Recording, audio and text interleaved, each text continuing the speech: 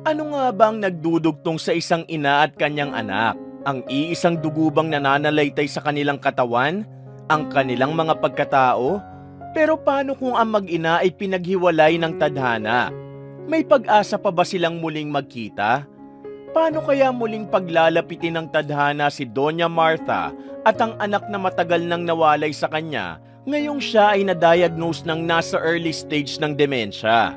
Ngayong nag-iisa na siya at wala nang ibang gustong magbigay ng sapat na kalinga, paanong muling manunumbalik ang saya sa kanyang buhay?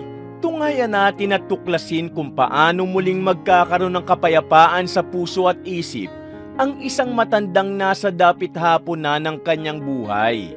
Narito na naman pong muli ang inyong lingkod na si Mr. Hope at samahan niyo ko sa isa na namang kapanapanabik na pambihirang kwentong buhay na magbibigay ng inspirasyon at pag-asa sa ating lahat. Maaliwalas ang araw ng linggo sa bayan ng San Ildefonso. Hindi ganun katirik ang araw at hindi rin naman makulimlim. Tamang-tama lang para sa araw ng pasyal na mga magpapamilya. Kung gaano kasaya ang bawat magulang na makapiling ang kanilang mga anak lalo na sa araw na ito, ay kabaliktaran naman ang nararamdaman ng mga matatanda na naninirahan sa balay ni inay. Isang home for the aged na nangangalaga sa mga may edad na may karamdaman na hindi na kayang alagaan ng kanilang mga anak, lalong-lalo na ng kanilang mga sarili. Ang balay ni inay ay may hanggang 4 na palapag. Bawat palapag ay may 5 kwarto at 3 nurse na assigned. Sa kabila ng dami ng matandang inaalagaan na may iba't ibang kondisyon, sinisiguro ng bawat nurse na nabibigyan pa rin ng sapat na aruga ang bawat residenteng naninirahan dito, lalong-lalo na ang biyudang si Doña Martha na nasa dapit hapon na ng kanyang buhay. Doña Martha, oras na ho ng pananghalian. Halina kayo para makainom na rin kayo ng gamot. Malumanay na pagtawag ng baguhang babaeng nurse sa matanda. Nakakaisang subo pa lang ang nurse kay Doña Martha nang biglang tinabig nito ang plato ng pagkain na inihanda para sa kanya. Tabang-tabang naman ang ulam nyo. Mas masarap pa akong magluto.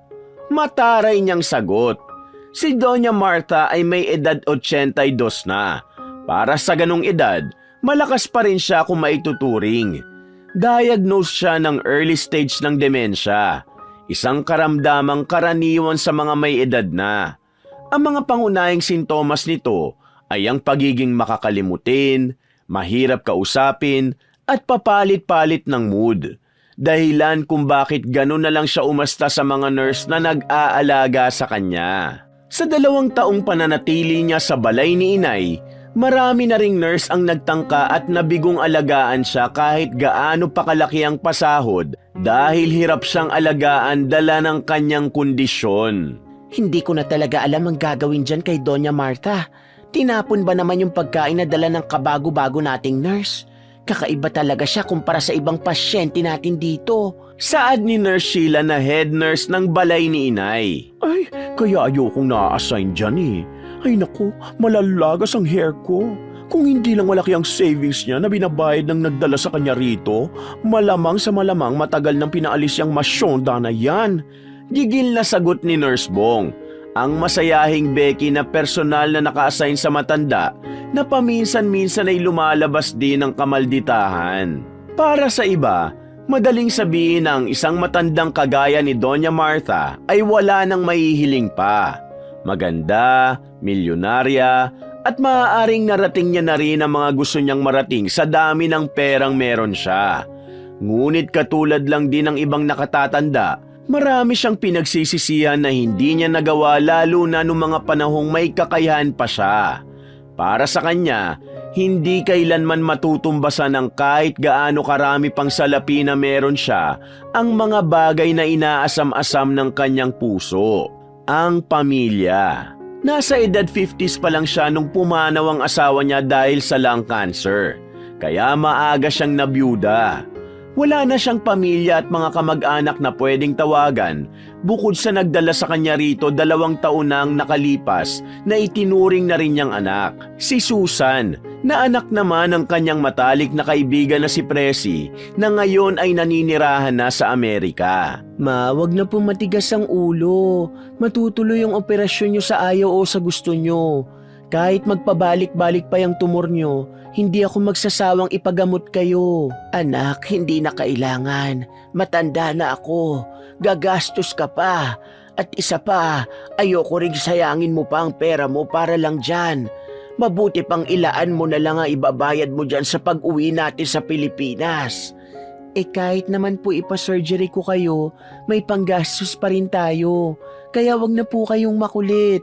Mahina na ako. Nakailang opera na ako at baka kapag ginawa mo pa yan, yun pang ikamatay ko.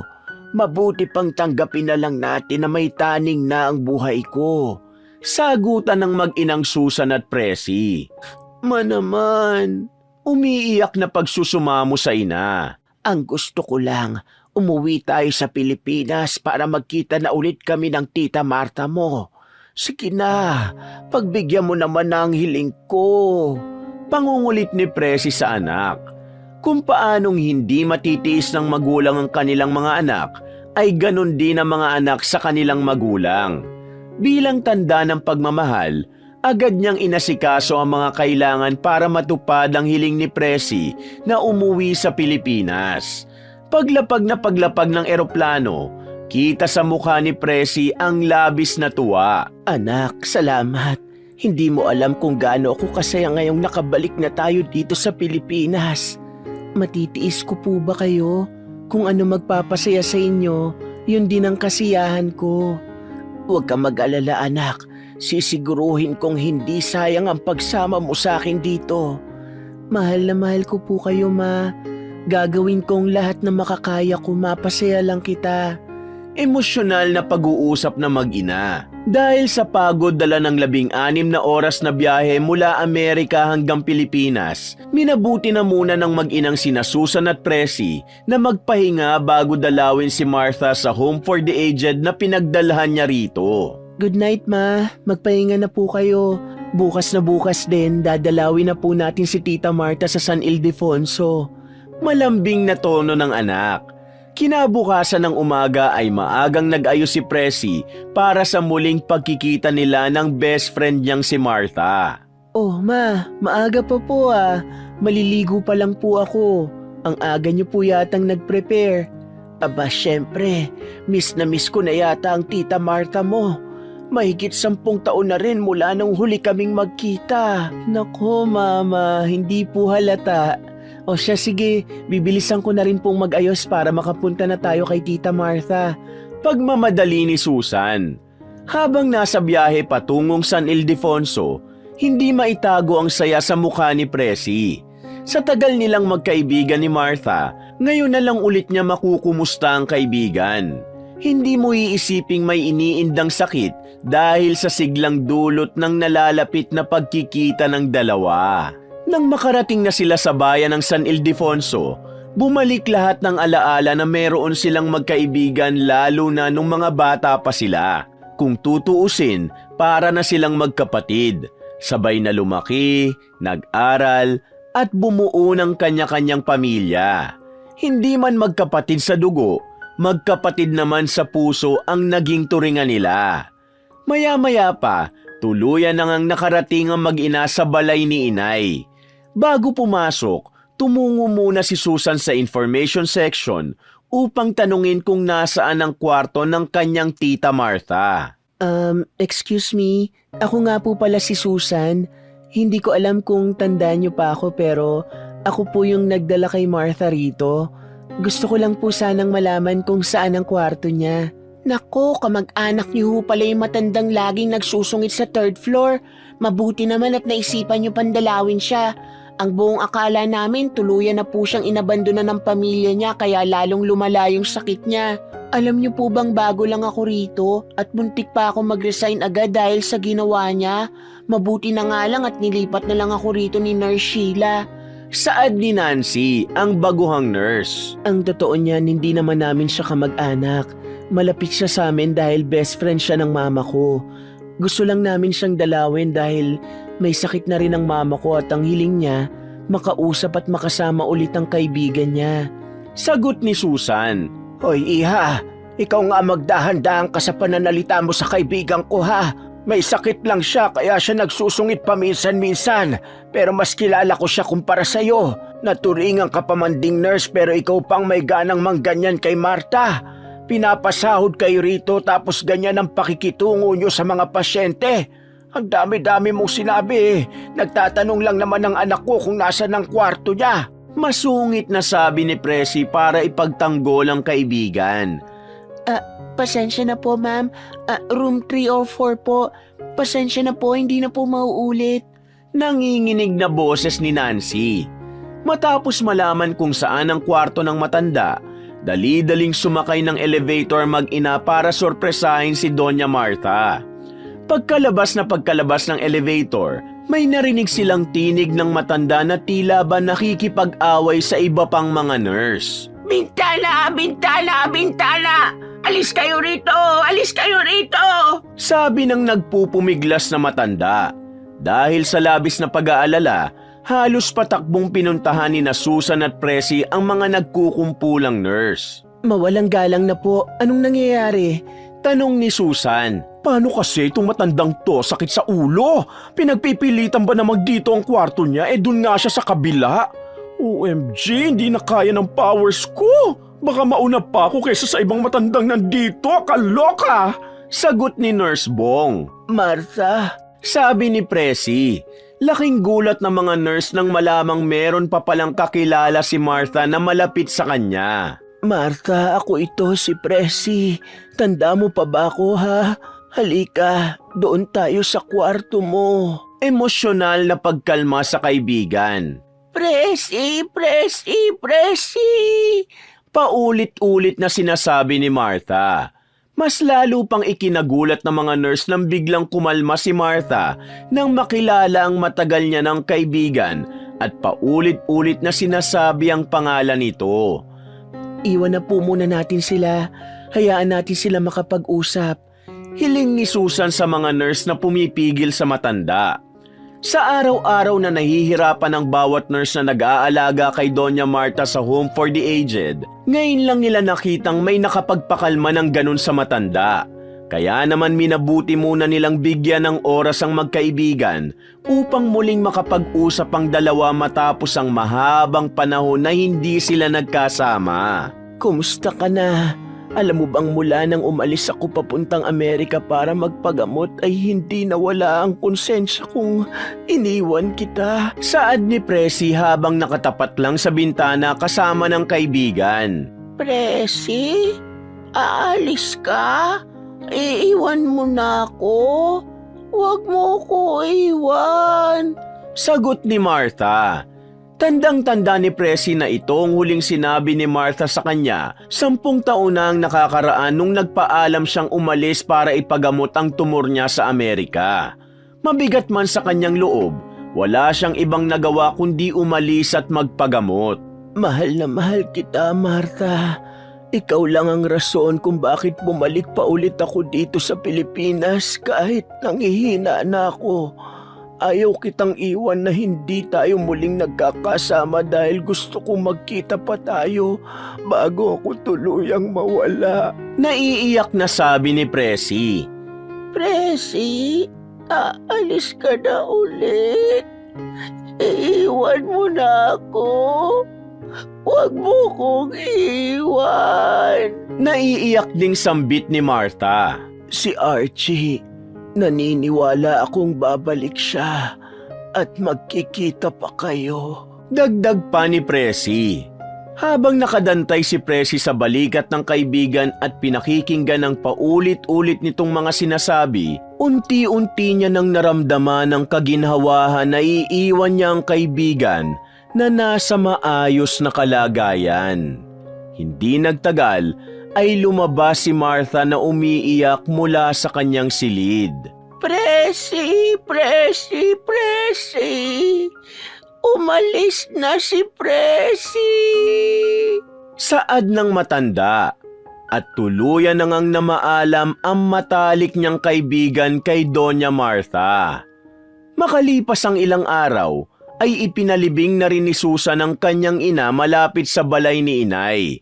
Nang sa gayon, hindi na mahirapang ibiyahe pa si Martha upang makasama ang kanyang kaibigan hanggang sa huling sandali. Ma, alam kong bago kayo tuluyang umalis ay masaya kayong nakasama niyo si Tita Martha dahil nawala na ang lahat ng bigat na daladala niyo sa dibdib niyo.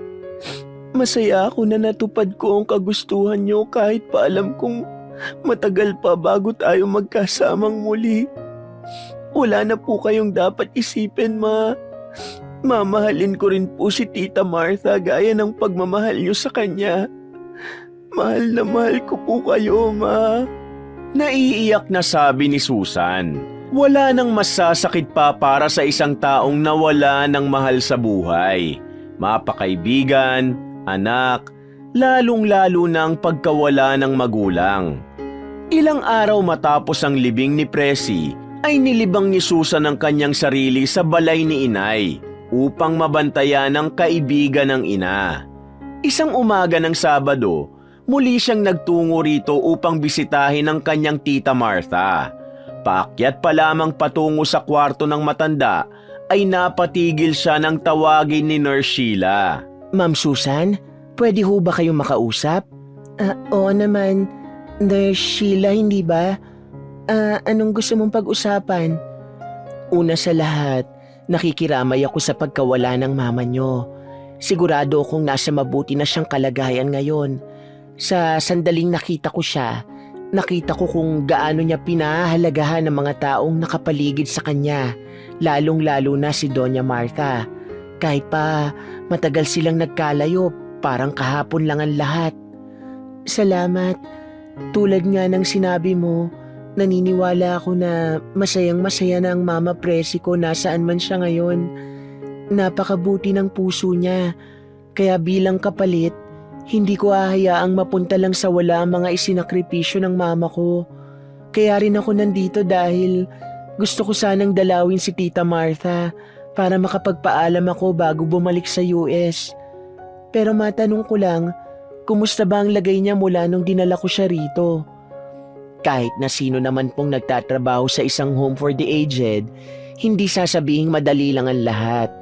Parte po ng trabaho namin ang hirap, pagod, at pagpapasensya para sa mga pasyente namin. Dahil yun din naman po ang gusto ng boss namin para sa kanila.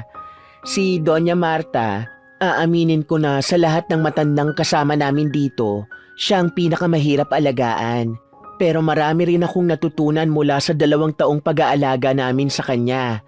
Gaya na lang ng sulitin natin ang lahat ng oras na meron tayo habang kaya pa natin dahil hindi naman natin hawak ang bukas. Yung demensya ni Doña Martha, hindi madali yung ganong karamdaman para sa tulad niyang matanda na. Walang pamilyang matatakbuhan at byuda pa. Yung ibang kapareho niya, hindi ko masasabing swerte sila. Pero mas napapadali yung pag-inda nila sa sakit nila dahil meron silang masasandalan. Oo nga eh, medyo nag-guilty rin ako nung kinailangan kong umalis noon at iwan si Tita Martha rito. Wala akong magawa dahil kailangan kong sumunod kay Mama sa Amerika para tulungan siya sa pagpapagamot niya. Ay, wala pong problema yun. Masaya kami na kahit papano, napahaba pa yung mga panahong magkasama kayo ng mama nyo. Mahinahong pag-uusap ni na Susan at Nurse Sheila. Ilang sandali pa, umakyat na si Susan upang bisitahin si Doña Martha. Habang dahan-dahan niyang binubuksan ang pinto, nakita niya ang matanda na tahimik na nakadungaw sa bintana ng kwarto nito. Tita Martha, si Susan po ito. Natatandaan niyo pa po ba ako? Tanong ni Susan. Susan? Tawagin mo na ang mama mo. Sabihin mo aalis na kami at matagal pa ang biyahe namin. Nalilitong saad ni Martha. Nako tita, mahabang kwento po. Pero sigurado akong matutuwa kayo kapag nalaman yung nasa mabuting kalagayan na ang kaibigan nyo. Tumatawang sagot ni Susan. Habang pinagmamasdan ng kanyang Tita Martha, Napaisip si Susan kung nasaan na kaya ang ibang kamag-anak nito. Noong bata pa kasi siya, tanda niya na meron siyang batang kalaro na lagi ring kasama ng matanda na ang hinala niya, anak ito ni Doña Martha. Ngunit hindi niya alam kung nasa na ito ngayon. Simula kasi nang lumipat sila ng bahay ng mama presi niya nung nagdadalaga siya, ang tanging balita lang na alam niya tungkol sa kanyang tita Martha ay naaksidente ito na siyang nakaapekto rin sa memorya ng matanda at nagdulot ng kanyang pagkabyuda. Hindi maitago ang lungkot sa mga mata ni Susan lalo pat ilang araw na lang ay babalik na siya papuntang Amerika. Bilang napalapit at itinuring niya na ring pangalawang nanay ni Doña Martha, mahirap sa kanyang umalis nang hindi nasisiguro kung may tututok at mag-aalaga ba sa matanda gaya ng kung paano niya ito inalagaan noong mga nakaraang araw. Kahit pa mahirap para sa kanya, ay nagpaalam na siya sa kanyang tita Martha. Tita, mukhang huling bisita ko na po ngayon kasi babalik na po ako sa Amerika para ituloy ang business namin ni Mama. Gusto ko lang pong maayos na makapagpaalam bilang naging parang nanay ko na rin kayo nung naunang umalis si Mama noon. Maraming salamat po sa lahat. Nang makapagpaalam na sa kanyang tita Martha, naghanda na si Susan upang umalis. Ngunit bago pa makalabas ng pintuan, ay narinig niya si Nurse Bong at ang janitor sa labas ng kwarto na nag-uusap tungkol sa matanda. Nurse Bong, balita ko aalis na raw yung anak ni Doña Martha at babalik na ulit sa Amerika. Naku, iiwan na naman sa atin yung matanda na yan. Matapos i-baby at i-spoil, iiwan din pala. Pagkatapos ano, tayo na naman ang mahihirapan para amuhin siya? Buti ba kung may extra pasahod tayo natatanggap dahil sa extra challenge at pahirap na dala ng matandang byuda na yan eh. Grabe ka naman. Mukha namang mas naging madali nang mapasunod si Doña Martha dahil na rin sa tulong ni Ma'am Susan.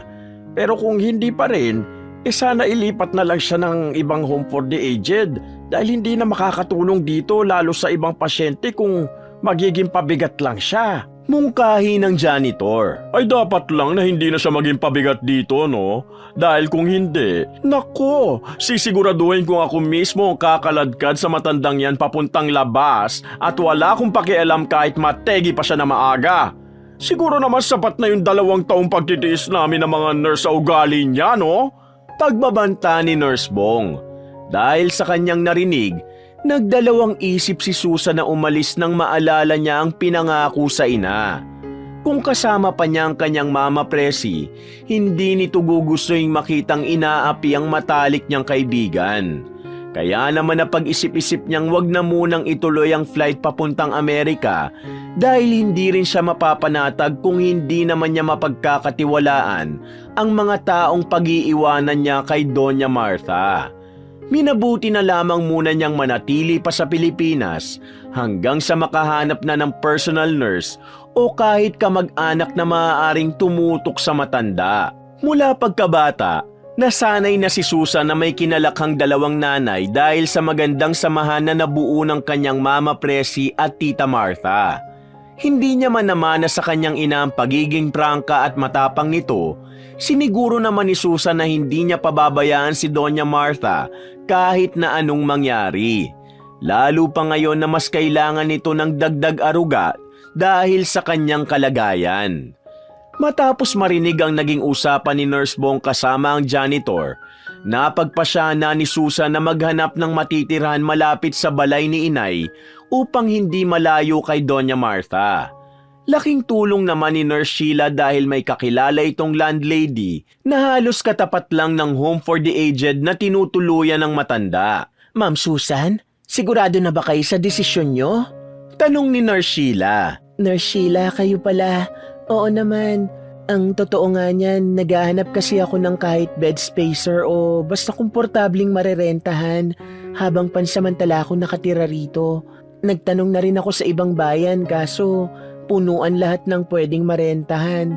Yung iba namang napagtanungan ko, napakalayo kaya hindi ko na rin tiningnan. Nako, ganun talaga dahil medyo tago itong pwesto ng balay ni inay kaya rin medyo malalayo na yung mga bakanting marerentahan. Pero kung gusto nyo, pwede ko naman tanungin yung kakilala kong landlady na malapit lang dito. Malaking bagay yan para sa akin. Salamat, Nurse Sheila, ha. Medyo marami na rin kasi ako iniisip nitong mga nakaraang araw. Lalo pa dahil sa mga narinig ko. Narinig? Anong ibig nyo sabihin? Alam niyo naman siguro na desidido na akong umalis para pumuntang Amerika. Pero nung nakaraang punta ko para magpaalam kay Tita Martha, narinig ko Agad namang napatigil si Susan sa pagsasalita nang putulin ni Nurse Bong ang pag-uusap nila. Tila hindi ito mapakali dahil sa takot na mapagalitan ni Nurse Sheila. Nurse Sheila, naku, nandiyan ka lang pala. Halika kayo sa taas dahil naghihintay na yung mga kapwa nating nurse para sa meeting. Kontra nito. Ganun ba? Sige. Ma'am Susan, babalitaan ko na lang kayo agad kapag sumagot na yung kakilala ko, ha? Pagmamagandang loob ng head nurse. Sige, mukhang importante yan. Salamat ulit sa tulong nyo, Nurse Sheila. Pasasalamat ni Susan. Hindi nagtagal, nakausap na rin ni Susan si Aling Vilma na siyang may-ari ng paupahan na inirefer sa kanya ni Nurse Sheila. Magandang pwesto dahil halos katabi lang ng home for the aged ang nasabing lugar.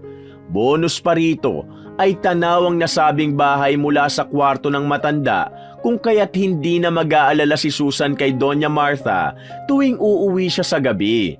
Dahil batid naman ito na walang ibang gagawin ng matanda kundi ang dumungaw lang sa bintana.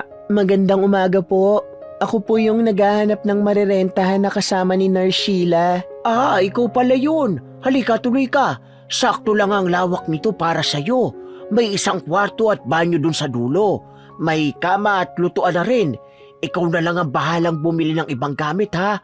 At siya nga pala, medyo maingay lang dyan sa kapitbahay tuwing hapon dahil naglalaro ng basketball ang apo ni Mang Joe kasama ang mga barkada niya. Wala naman pong problema sa akin yon.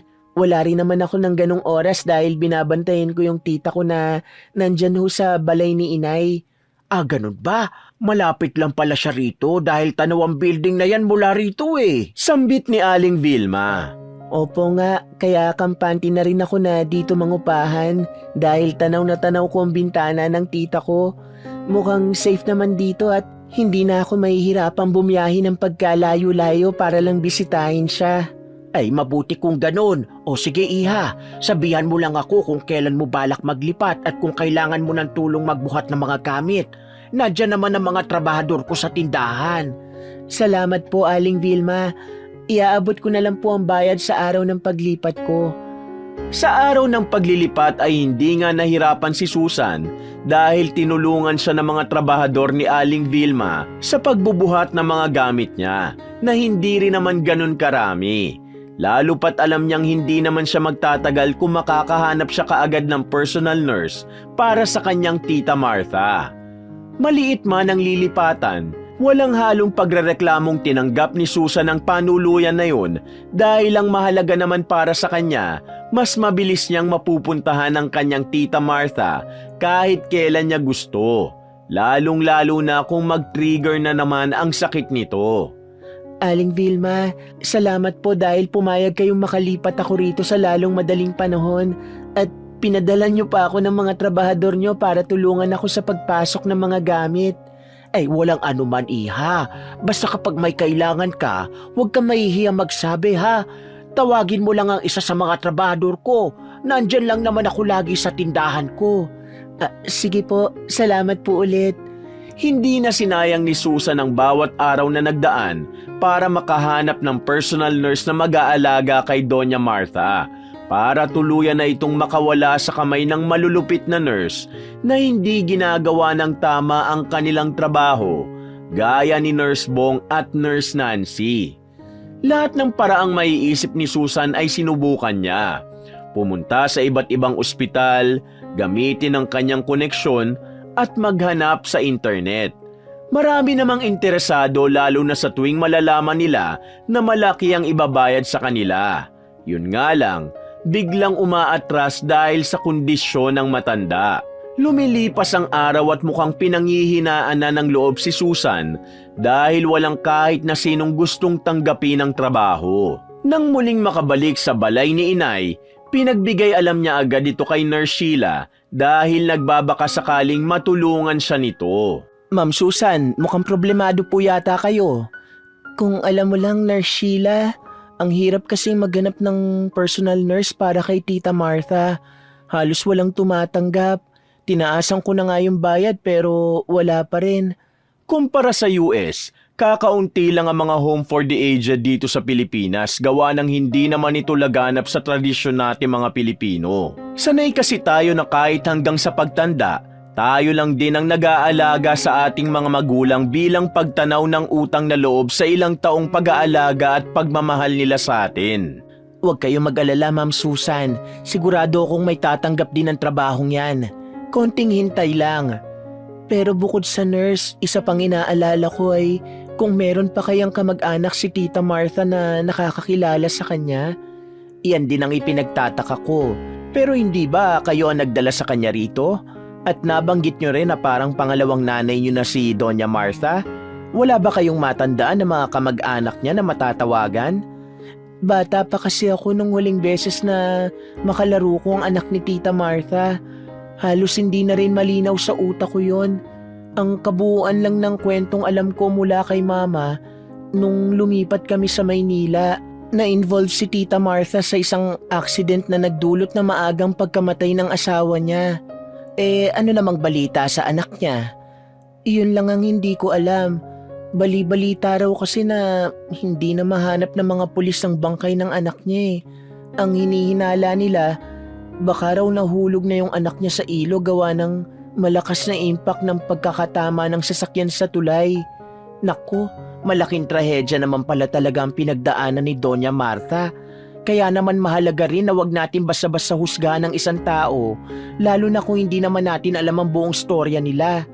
Nung dinala niyo siya rito, sinubukan din namin maghanap ng iba pang contact person na maaaring konektado sa kanya. Pero wala namang kaming napala. Ang kwento lang ng ibang nurse, sa tuwing nagtitrigger ang sakit niya, madalas niyang binabanggit ang tungkol sa anak niya. Habang nag-uusap ang dalawa ay tumawag si Nurse Nancy mula sa kwarto ni Doña Martha at sinabing nagwawala na naman ang matanda. Matapos marinig ito, dali-daling umakyat si Nurse Sheila at Susan sa kwarto nito para tulungan ang nurse. Pag-akyat ng dalawa, naabutan nila ang matanda na nag-iiyak at paulit-ulit na sinasabi ang salitang anak. Napansin ni Susan na simula nung muling itapat si Doña Martha sa bintana, ay biglang tumigil ito sa pag-iyak na lalo pa niyang ipinagtaka. Sa tingin ko, kumakalma si Tita Martha tuwing nakatingin siya sa bintana dahil naaalala niya ang anak niya. Saad ni Susan. Opo, ma'am. Napapansin din namin na tuwing nakikita niya naglalaro ng basketball yung mga binatilyo dyan sa tapat, biglang nawawala ang topak niya. Sagot ni Nurse Nancy. Nako si Madam talaga. Baka naman bet niya lang ang mga boys kaya nawawala ang stress niya. Sa bagay, hindi ko siya masisisi. Kahit naman ako kung malapit na ako umakyat ng heaven, magsa-sightseeing din ako. Feeling ko talaga, nagpapanggap lang siyang may sakit para magpapansin. Biro ni Nurse Bong. Hindi nagustuhan ni Susan ang tabas ng dila ni Nurse Bong, lalo pat alam nito na hindi naman kayang depensa ni Doña Martha ang kanyang sarili. Nurse Bong, alam kong hindi madali ang trabaho niyo dahil marami kayong inaalagaan dito. Pero hindi rin naman dahilan yun para pagsalitaan nyo ng ganyan si Tita Martha. Hindi ba dapat mas lawakan nyo pa yung pag-intindi nyo dahil sa kondisyon niya?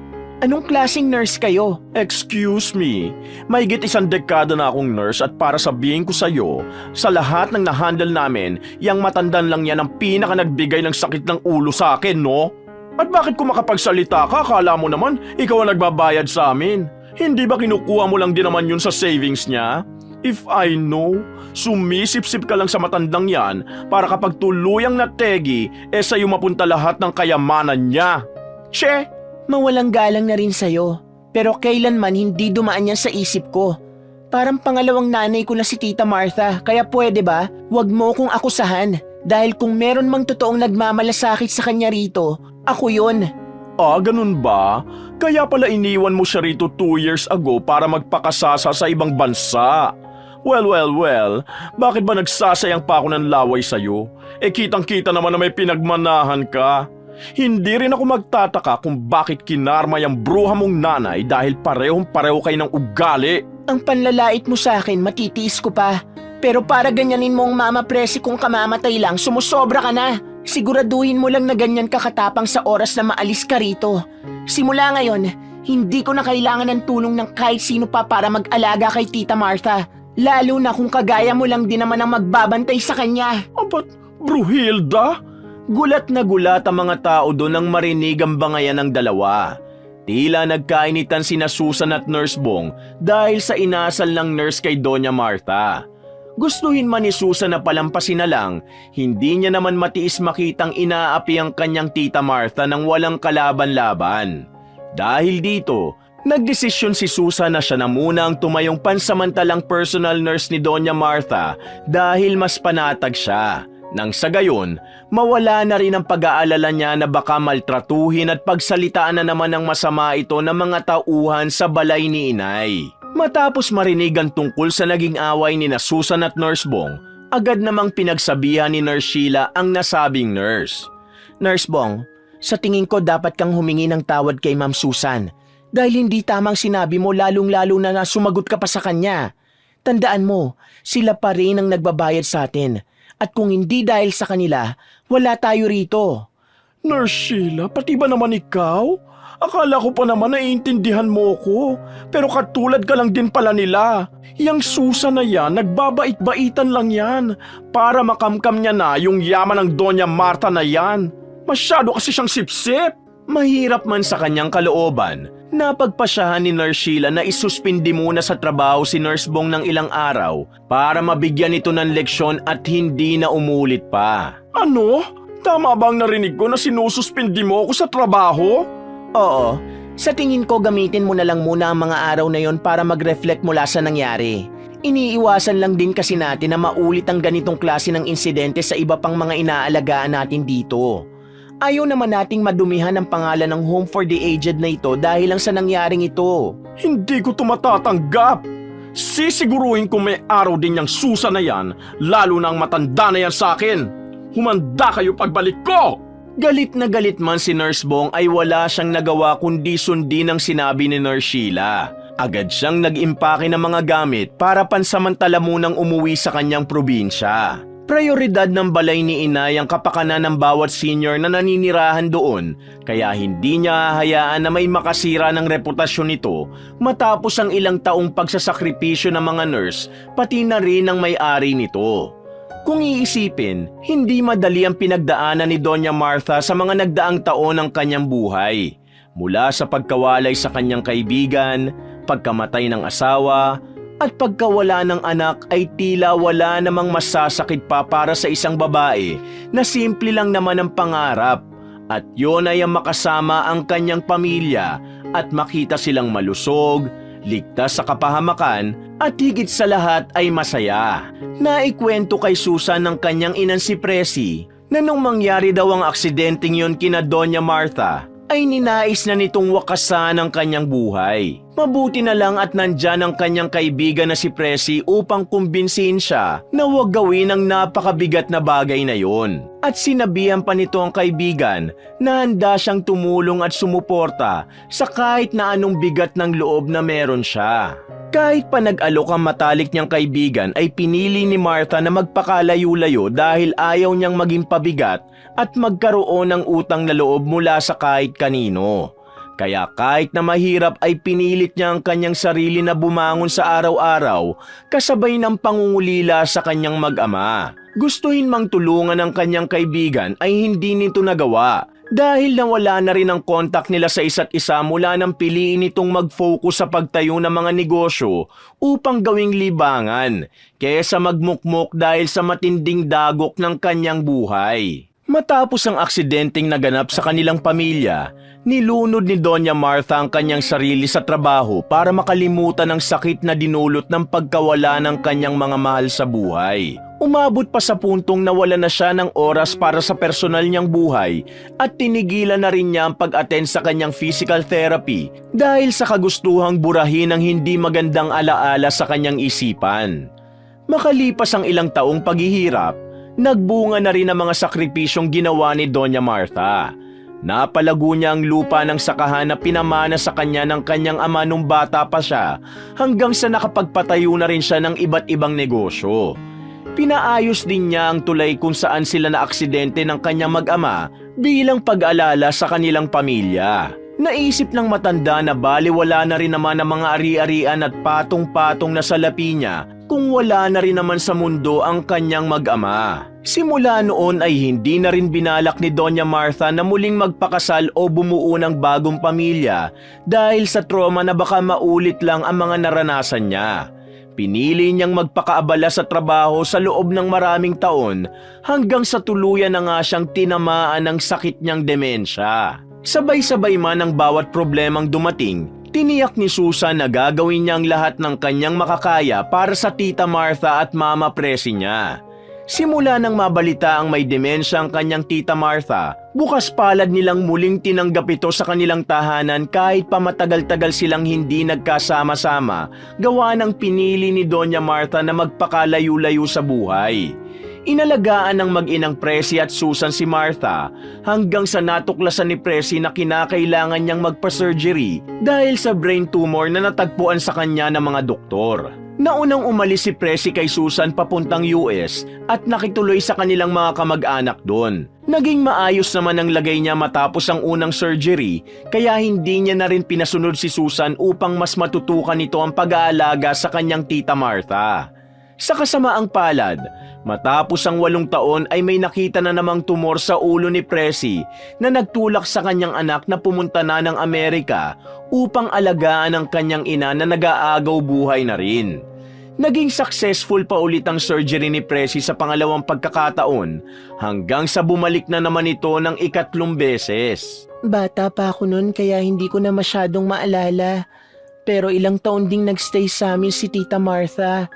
Nung nakagraduate na ako, kinailangan ni Mamang pumunta sa US para magpagamot. Pag alis niya, pinagsabay ko ang pagtatrabaho sa pag-aalaga kay Tita Martha. Pero hindi nagtagal, kinailangan ko na ring sumunod sa Amerika para alagaan naman ang mama ko dahil sa brain tumor niya. Sinubukan ko namang maghanap ng kamag-anak ko kahit na sinong kapamilya na pwede kong mapag-iwanan sa kanya. Pero wala talaga kaya napilitan akong dali na siya rito. Kwento pa ni Susan kay Nurse Sheila. Parte ng buhay ang dumaan sa iba't ibang hamon na magtuturo sa atin ng magandang aral at mas lalong patatagin ang ating mga sarili. Tulad ni Doña Martha, ilang pawis at luha rin ang pumatak para marating niya ang kanyang mga pangarap. Marami rin siyang isinakripisyo. Pero sa kabila ng lahat ng ito, paano nga niya matatamo ang tunay na kasiyahang hangad ng kanyang puso? Naging maganda ang takbo ng bawat araw simula nang mag-volunteer si Susan na maging personal nurse ni Doña Martha. Mas bihira na lang itong magwala dahil sapat ang arugang na ipaparamdam sa kanya ni Susan. Panibagong araw sa Home for the Aged na balay ni Inay, tila hindi inasahan ng mga nurse at tauhan doon ang pagdating ng isang mahalagang tao na siyang dahilan kung bakit maganda ang pagpapatakbo rito at napapanatili ang magandang imahe at pagtrato sa kanilang mga residente. Lolo, halina po kayo at kailangan nyo na pong bumalik sa kwarto nyo. Bukas na lang po tayo ulit maglibot dito sa garden. Sabi ni Nurse Nancy sa isang matanda. Mamaya na lang iha. Gusto ko pang manatili rito dahil presko. Maganda ang tanawin at masayang pagmasda ng mga puno. Sagot ng lolo. Pero kailangan nyo na pong bumalik dahil may oras po ang pag-inom nyo ng gamot. Isa pa, marami pa po kong aasikasuhin. Pagpupumilit ni Nurse Nancy. Hindi nagtagal, dumating naman si Susan na kasama si Doña Martha para magpahinga rin. Narinig niya ang usapan ng nurse at matanda, kaya nagmagandang loob na siya. Nurse Nancy, sige na, gawin nyo na yung kailangan nyong gawin. Ako na lang ang mag-aakyat kay Lolo pag akyat namin ni Tita Martha mamaya. Ganun po ba? Sige, salamat po. Ma'am Susan, gusto ko lang po ulit humingi ng tawad sa inyo. Para saan? Hindi ko naman po alam na may sakit ang mama nyo nung unang dating nyo rito. Na-stress patuloy siya at nagsisigaw. Nag-guilty po talaga ako nung nalaman kong namatay rin siya nung araw din na yun. Halos wala na po akong mukhang maiharap dahil sa mga nasabi ko. Nakikiramay po ako sa inyo. Huwag mo nang alalahanin yon. Sigurado kung napatawad ka na ni Mama sa mga nagawa at nasabi mo. Sana lang huwag mo nang ulitin. May nakakakita man o wala, hindi pa rin tama na pagsalitaan natin ang hindi maganda ang mga matatanda. Lalo na nurse ka pa, kaya dapat mas lawakan mo ang pag-intindi sa mga taong nakapaligid sa'yo. Pangaral ni Susan. Natakot lang po talaga akong matulad kay Nurse Bong. Pero sinisiguro ko po sa inyo na magbabago na ako at hindi ko na uulitin ang mga nagawa ko. Sige po, mauna na ako. Mapuso ang naging usapan ng dalawa dahil sa pagiging mapagkumbaba ni Nurse Nancy at mapagpatawad ni Susan. Maya-maya pa, habang binabantayan ni Susan ang lolo at si Doña Martha na tahimik na nagmamasid sa garden, nabigla siya dahil nagkakagulo ang mga nurse nang may dumating na isang sasakyan sa tapat ng Home for the Aged. Hindi ordinaryo ang sasakyang ito. Makintab at mukha namang may kaya ang nagmamay-ari dito. Alam ni Susan dahil pamilyar siya sa mga ganitong uri ng sasakyan. Kuya, ano pong nangyayari? Tanong nito sa janitor. Naku ma'am, kararating lang kasi ng may-ari nitong balay ni inay. Ubod na ng bait, ubod pa ng yaman at kagwapuhan. Pero lamang-lamang siya ng 3,000 sa akin, di ba ma'am? Biro ng janitor. Gaya ng sinabi ng janitor, saktong-sakto nga ang mga magandang katangian na ito sa may-ari ng Home for the Aged na nagngangalang si Art na mga nasa 50 na rin ang edad. Bukod sa pagiging gwapo at mayaman, nagtataglay din ito ng mga magandang katangian. Bihira lang umuwi ito sa Pilipinas dahil nakabase na sa Singapore. Wala rin namang uuwian dahil matandang binata lang si Ark. Ganun pa man, hindi niya naman kinakalimutang bisitahin ang Home for the Aged kada 3 taon dahil napalapit na rin siya sa mga nurse, staff at lalong-lalo na sa mga residente nito. Bukod sa Home for the Aged, tumutulong din si Ark sa iba't ibang charity at foundation dahil sa kabutihan ng kanyang puso. Mula pagkabata, may malasakit na si Ark mapabata, matanda, o kahit na sinong nangangailangan ng tulong dahil yun ang turo sa kanya ng mga itinuring niyang magulang na kamamatay lang 5 taon nang nakakaraan. Napunta ang lahat ng yaman nila sa pangalan niya at bilang pagtanaw ng utang na loob sa magulang, hindi naman siya nabigong ilaan ang mga ito sa tama upang makatulong sa iba. Pagdating ni Ark ay agad naman siyang sinalubong ng mga nurse bilang paggalang sa kanya. Sir Ark, mabuti po nakabalik kayo. Akala namin nakalimutan niyo na kami rito. Tanong ng head nurse. Ano ka ba, Nurse Sheila? Kayo pa ba? Siyempre hindi ko kayo makakalimutan. Meron kasi akong business meeting dito kaya naisipan ko na ring dumaan para naman makabisita. Ayaw nyo ba? Pabirong sagot ni Ark. Hindi naman sir. Nagulat nga kami dahil hindi namin in-expect at hindi rin kami nakapaghanda. Pero masayang-masaya kaming nakabalik na kayo ulit. Siguradong matutuwa na naman ang mga senior pag nakita nila kayo. Excited na rin ako makita sila. Kumusta pala ang pagpapatakbo nyo rito? May problema naman ba? Wala naman sir. Ayos na ayos kaming lahat dito. Hindi naman mahirap lalo na kung nagtutulungan. Mas lalo pang gumaan dahil sa tulong dito sa amin ni Ma'am Susan. Susan? Opo, anak siya ng best friend ng isa nating senior, si Doña Martha. May 2 taon na rin po natin siyang residente. Nakakatuwa naman kung ganon. Sabi ni Ark na tila natuwa nang marinig ang pangalang yun. Nagmamadaling tumuloy sa loob si Ark dahil sa biyahe pa lang ramdam niya nang naiihi na siya. Kaya naman agad siyang nagpunta ng CR. Ilang sandali lang paglabas niya, laking gulat niya nang may nakita siyang bagong mukha na tila pamilyar sa kanya. Dahil sa labis na kuryosidad, hindi na siya nagdalawang isip at agad niya itong nilapitan. Miss, bago ka lang ba rito? Naku hindi. Ako yung nag-aalaga sa tita kong residente rin dito. Nice to meet you, Susan. Teka, paano mo nalaman ang pangalan ko? Nabanggit ka kasi sa akin agad ni Nurse Sheila pagdating ko kanina. Kilala mo rin pala si Nurse Sheila. Ikaw pala, anong pangalan mo at anong ginagawa mo rito? Ako nga pala si Ark. Ang totoo niyan, ngayon na lang din ako ulit nakabisita rito. Pero sa maniwala ka't sa hindi, ako ang may-ari nitong balay ni Inday. Kitang-kita sa mukha ni Susan ang labis na pagkahiya nang malaman niyang yun pala si Art na may-ari na sinasabi ng mga tauhan sa Home for the Aged. Nako sir, kayo pala yung pinagkakaguluhan nila nung nakaraan. Pasensya na, hindi ko alam. Ano ka ba? Wala yun. At wag mo na rin akong tawaging sir. Mukha namang magkaedad lang din tayo. Nakangiting sambit ni Ark. Madali silang nagkapalagayan ng loob. Susan, nabalitaan kong nag-volunteer ka raw maging personal nurse nung isa sa mga senior dito. Malaking bagay yan para dito sa Home for the Aged at para na rin sa kapakanan nila. Wala yon. Parang nanay na rin ang turing ko sa tita ko. Mag-best friend sila ng mama ko. Nangako rin ako sa kanyang aalagaan ko ang tita ko dahil alam kong yun na magpapasaya sa kanya. Ang totoo nga niyan, hindi ko naman talaga balak magtagal dito.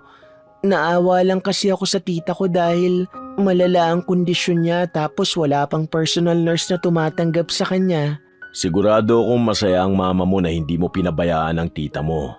Tama lang ang naging desisyon mong wag nang umalis. Nakikita ko nga ang sarili ko sa iyo eh. Hanga ako sa pagmamahal mo sa mama at tita mo. Pati na rin sa ibang senior dito. Iilan na lang ang isinasakripisyo ang buhay niya para alagaan ng matatanda. Lalo na kung hindi naman niya kadugo.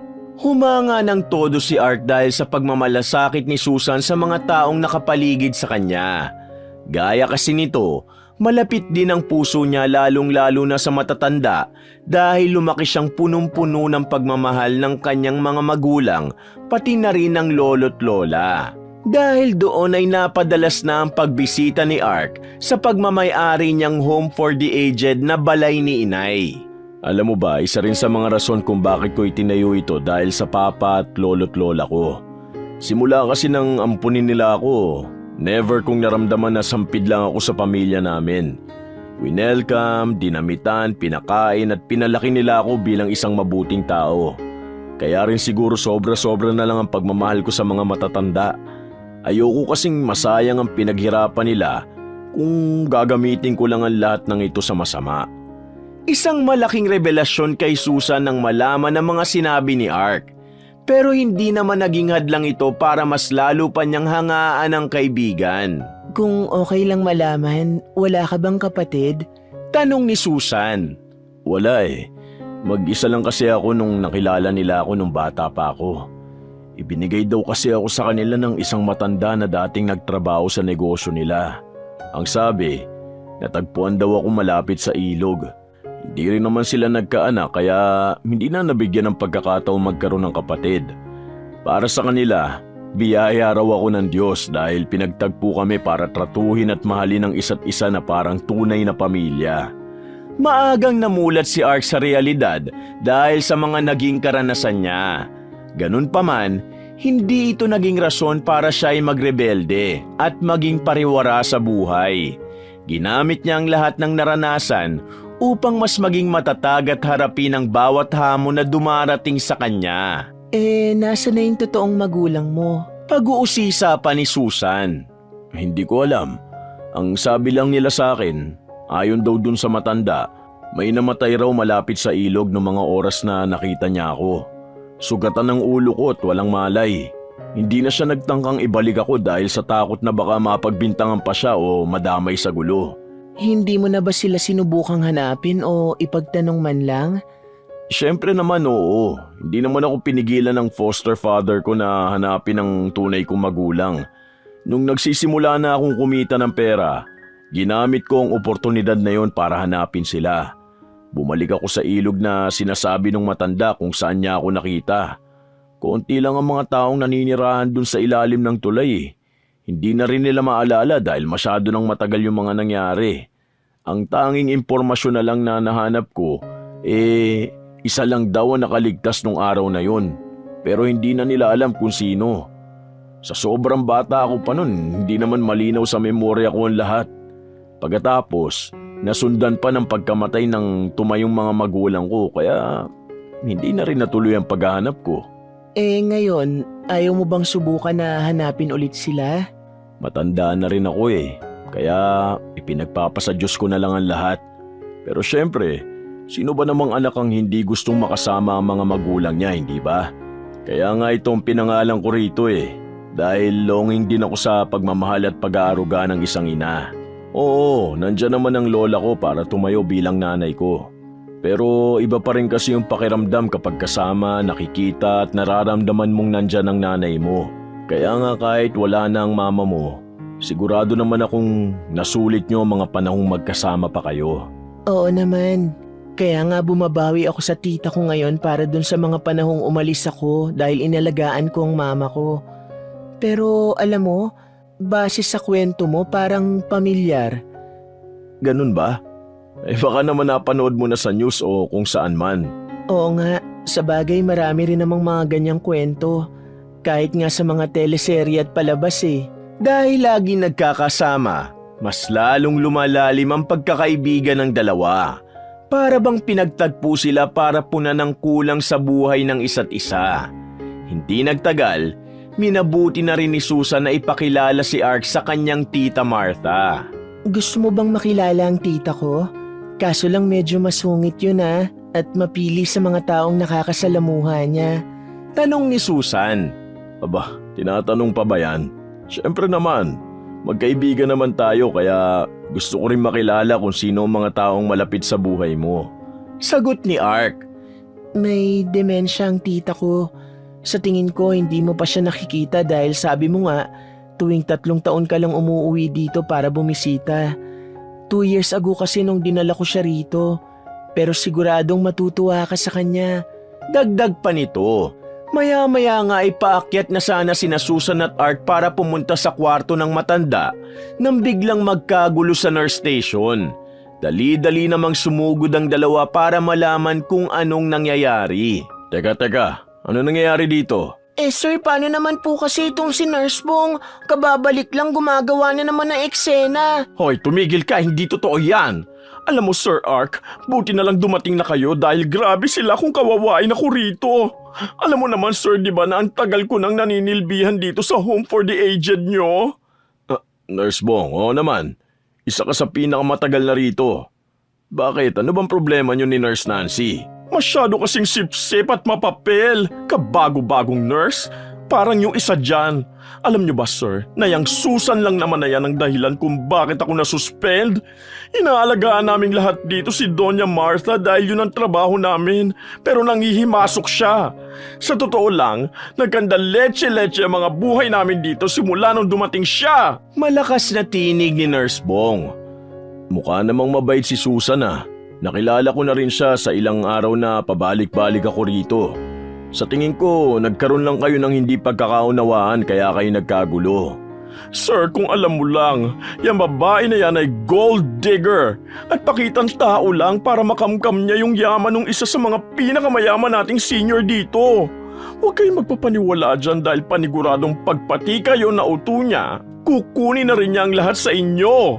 Ayaw ni Ark na mga ganong klase ng sitwasyon. Kaya naman gumawa siya ng paraan para pilit na mapag-ayos ang dalawa. Nang matapos ang araw na yon, akala niya ay maayos na ang lahat. Kinabukasan, bumalik na ulit si Nurse Bong para mag-duty sa home for the aged. Hindi rin naman makapaniwala si Ark sa mga sinabi nito dahil ibang-iba ang pagkakakilala niya kay Susan sa kung paano ito i-describe ni Nurse Bong. Halatang hindi pa tapos dito ang lahat. Dahil sa sobrang inis kay Susan, ay may binalak ito para siraan sa kanilang boss. Hindi nagtagal ay isinagawa na nga niya ang kanyang masamang plano. Bilang nag-alok naman si Susan na maging personal nurse ni Doña Martha, ito ang ginamit ni Nurse Bong laban kay Susan. Malalim na ang gabi. Kaya minabuti nang umuwi ni Susan sa bahay na inuupahan niya kung saan tanaw pa rin ito mula sa kwarto ni Doña Martha. Nang makahanap ng tiyempo, agad nang nagtungo si Nurse Bong sa kwarto ng matanda at tinurukan ito ng isang gamot na maaaring makatrigger sa kanyang sakit para ito ay magwala. Hindi pa na ituturok ni Nurse Bong ay nagkaroon ng malay ang matanda. Wala man itong kalaban-laban, ay nagpumilit pa rin itong magpumiglas dahil naramdamang may binabalak na masama sa kanya si Nurse Bong. Tuwing gabi bago matulog si Susan sa kanyang inuupahan, tinatanaw niya ang bintana ni Doña Martha mula sa malayo para siguruhin kung ito ay nakadungaw rin dito. Sa unang pagkakataon, napansin niyang tila nakapatay ang ilaw at hindi rin niya maaninag ang matanda mula sa nasabing bintana nito. Dahil sa lakas ng kutob, agad siyang bumalik sa Home for the Aged upang siguruhin kung ligtas ba ang kanyang tita Martha. Sa kabilang banda, walang kaalam-alam ang lahat na ginagawa na ito ng masama ni Nurse Bong. Ikaw na matanda ka. Pagkakataon ko na to para makaganti sa'yo. Pilit hinahawakan ni Nurse Bong si Doña Martha ng mahigpit hanggang sa sinusubukan ng matanda na humingi ng tulong, ngunit hindi niya maalala kung paano ito sabihin. Ano ha? Kayong dalawa niya nagmamagaling mo anak-anakan ng dahilan kung bakit ilang araw akong hindi nakapasok sa trabaho. Masyado kasi kayong sagabal sa mga plano ko. Kung hindi ko kayo mapapaalis dito sa maayos na paraan, sisiguruhin ko si Sir Art mismo ang magpapalaya sa inyo. At isa pa, mayaman ka hindi ba? Sa tingin mo ba gagawin ko lahat ng ito kung hindi ko kailangan ng yaman mo? Patuloy namang nagpupumiglas ang matanda sa pagkakahawak ng malupit na nurse habang pinagbabantaan siya nito. Pagkatapos nito, magwawala ka at mananakit. Sisiguruhin ko si Susan ang sisisihin ng lahat dahil sa pagiging irresponsable niya sa'yo, mga bruha! Banta pa nito. Ilang saglit pa ay hingal na hingal si Susan nang pumasok siya sa kwarto ng matanda. Laking gulat nito nang makita ang pagmamaltrato ng nurse sa matanda. Dahil sa dala ng emosyon ay sumugod si Susan para ipagtanggol ang kanyang tita Martha. Dahil sa kaguluhan, tuluyan nang nag-trigger ang sakit ni Doña Martha na siyang rason ng kanyang pag-iyak na malakas na ikinabahala ng iba pang nurse at tauhan sa Home for the Aged. Nang hawakan ni Susan si Nurse Bong, hindi nito sinasadyang mapalakas ang pagtulak sa nurse na ikinagulat naman ng ibang mga kasama. Ginamit na ni Nurse Bong ang pagkakataon para mabaliktad si Susan, kaya naman nagpaawa pa ito at naglulupasay sa sahig. Walang hiya kang bruha ka? Sabi ko na nga ba't lalabas yan ang tunay mong kulay? Bintang nito. Hindi totoo yan. Hindi nyo alam ang totoong nangyari. Bumalik ako rito dahil nakita kong nakapatay ang ilaw sa kwarto ni tita. Nagulat na lang ako nang buksan ko ang pinto at maabutan si Nurse Bong na may balak iturok sa kanya. Pagsusumamo ni Susan. Sinungaling ka! Kitang-kita ng lahat ang ginawa mo sa akin! Magbabayad ka! Pagpapaawa pa ni Nurse Bong. Maya-maya pa ay dumating na rin sa Home for the Aged ang nagmamay-ari na si Art para alamin kung anong kaguluhan na nangyari. Ito rin ang naabutan niya pagpasok niya. Nurse Bong, Susan, ano na naman nangyari? Sir Art, grabe ang babaeng ito sa akin. Hindi ko lubos akalain na sa tagal kong nagtatrabaho rito, may mga ganyan pa palang klase ng tao. Tinulak niya ako at pinagpapalo. Sobrang sakit at nakaapekto pa sa mga senior dahil gumawa siya ng ganong eksena sa 10 oras ng gabi. Umiiyak na sabi ni Nurse Bong. Totoo ba yun, Susan? Paglilinaw ni Ark. Oo, pero nagawa ko lang naman yun dahil... Agad na kinontra ni Ark ang pagsasalita ni Susan. Magkaibigan sila pero hindi siya makapaniwalang magagawa ito ni Susan. Prioridad niya rin ang kapakanan ng mga tao sa Home for the Aged. Dahil sa insidente, nagdesisyon si Ark na pansamantala na lang munang wag papuntahin si Susan sa balay ni Inay upang makaiwas sa kahit na anong gulo. At pinaalaga na lang ang matanda sa iba pang nurse na naiwan doon. Gusto mang ipagtanggol ni Susan ang kanyang sarili, hindi na siya nabigyan ng pagkakataon dahil naunahan na siyang siraan ni Nurse Bong sa iba bago pa siya nakapagsalita. Sa isip-isip niya, paano niya malilinis ang pangalan niya kung may mga taong pilit sumisira sa kanya? Nag-aalala rin siya dahil siguradong makakaapekto yon sa nabubuo nilang pagkakaibigan ni Ark. Sa kagustuhan ni Susan na patunayang malinis ang kanyang konsensya, humanap siya ng paraan para ilabas ang katotohanan. Habang sa balay Inay naman, patuloy pa ring pinapanindigan ni Nurse Bong na siya ang biktima na pinaniniwalaan din naman ng iba nilang kasamahan. Dahil pa sa nangyari, siya na rin ang pansamantalang naatasan na mag-alaga kay Doña Martha. Habang inilalakad ni Nurse Sheila si Doña Marta na nasa wheelchair, bigla namang sumulpot si Nurse Bong upang sabihin ang naging desisyon ni Ark. Nurse Sheila, ako na raw ang bahala kay Doña Martha, sabi ni Sir Ark. Saad ni Nurse Bong. Hindi mapakali si Nurse Sheila dahil kilalang-kilala na niya ang ugali ni Nurse Bong. Mas lalo pa niya itong ikinabahala dahil nakita niya kung paano ang magandang pagtrato ni Susan kay Doña Martha na kailanman ay hindi niya nasaksiyan sa mga kilos ni Nurse Bong. Sigurado ka? Pwede namang ako na lang. Sagot na may halong pag-aalala ng head nurse. Oo, hayaan mo na ako. Total, close naman na kami ni Doña Martha eh. Dagdag pa ni Nurse Bong. Kitang-kita sa mga mata ng matanda na hindi siya komportable sa mga magiging takbo ng kanyang araw dahil sa takot na baka may gawin na namang masama si Nurse Bong sa kanya. Sa paglipas ng mga araw, napapadalas ang pag-trigger ng sakit ni Doña Martha. Laging walang ganang kumain at ayaw sumunod sa mga nurse na nagbabantay sa kanya. Ramdam kasi nito na hindi naman talaga bukal sa loob ang pag-volunteer ni Nurse Bong na alagaan siya habang hindi pa ulit pinapayagan si Susan na makabalik sa home for the aged. Sa tuwing hindi nakatingin ng ibang nurse, lumalabas ang tunay na ugali ni Nurse Bong kay Doña Martha.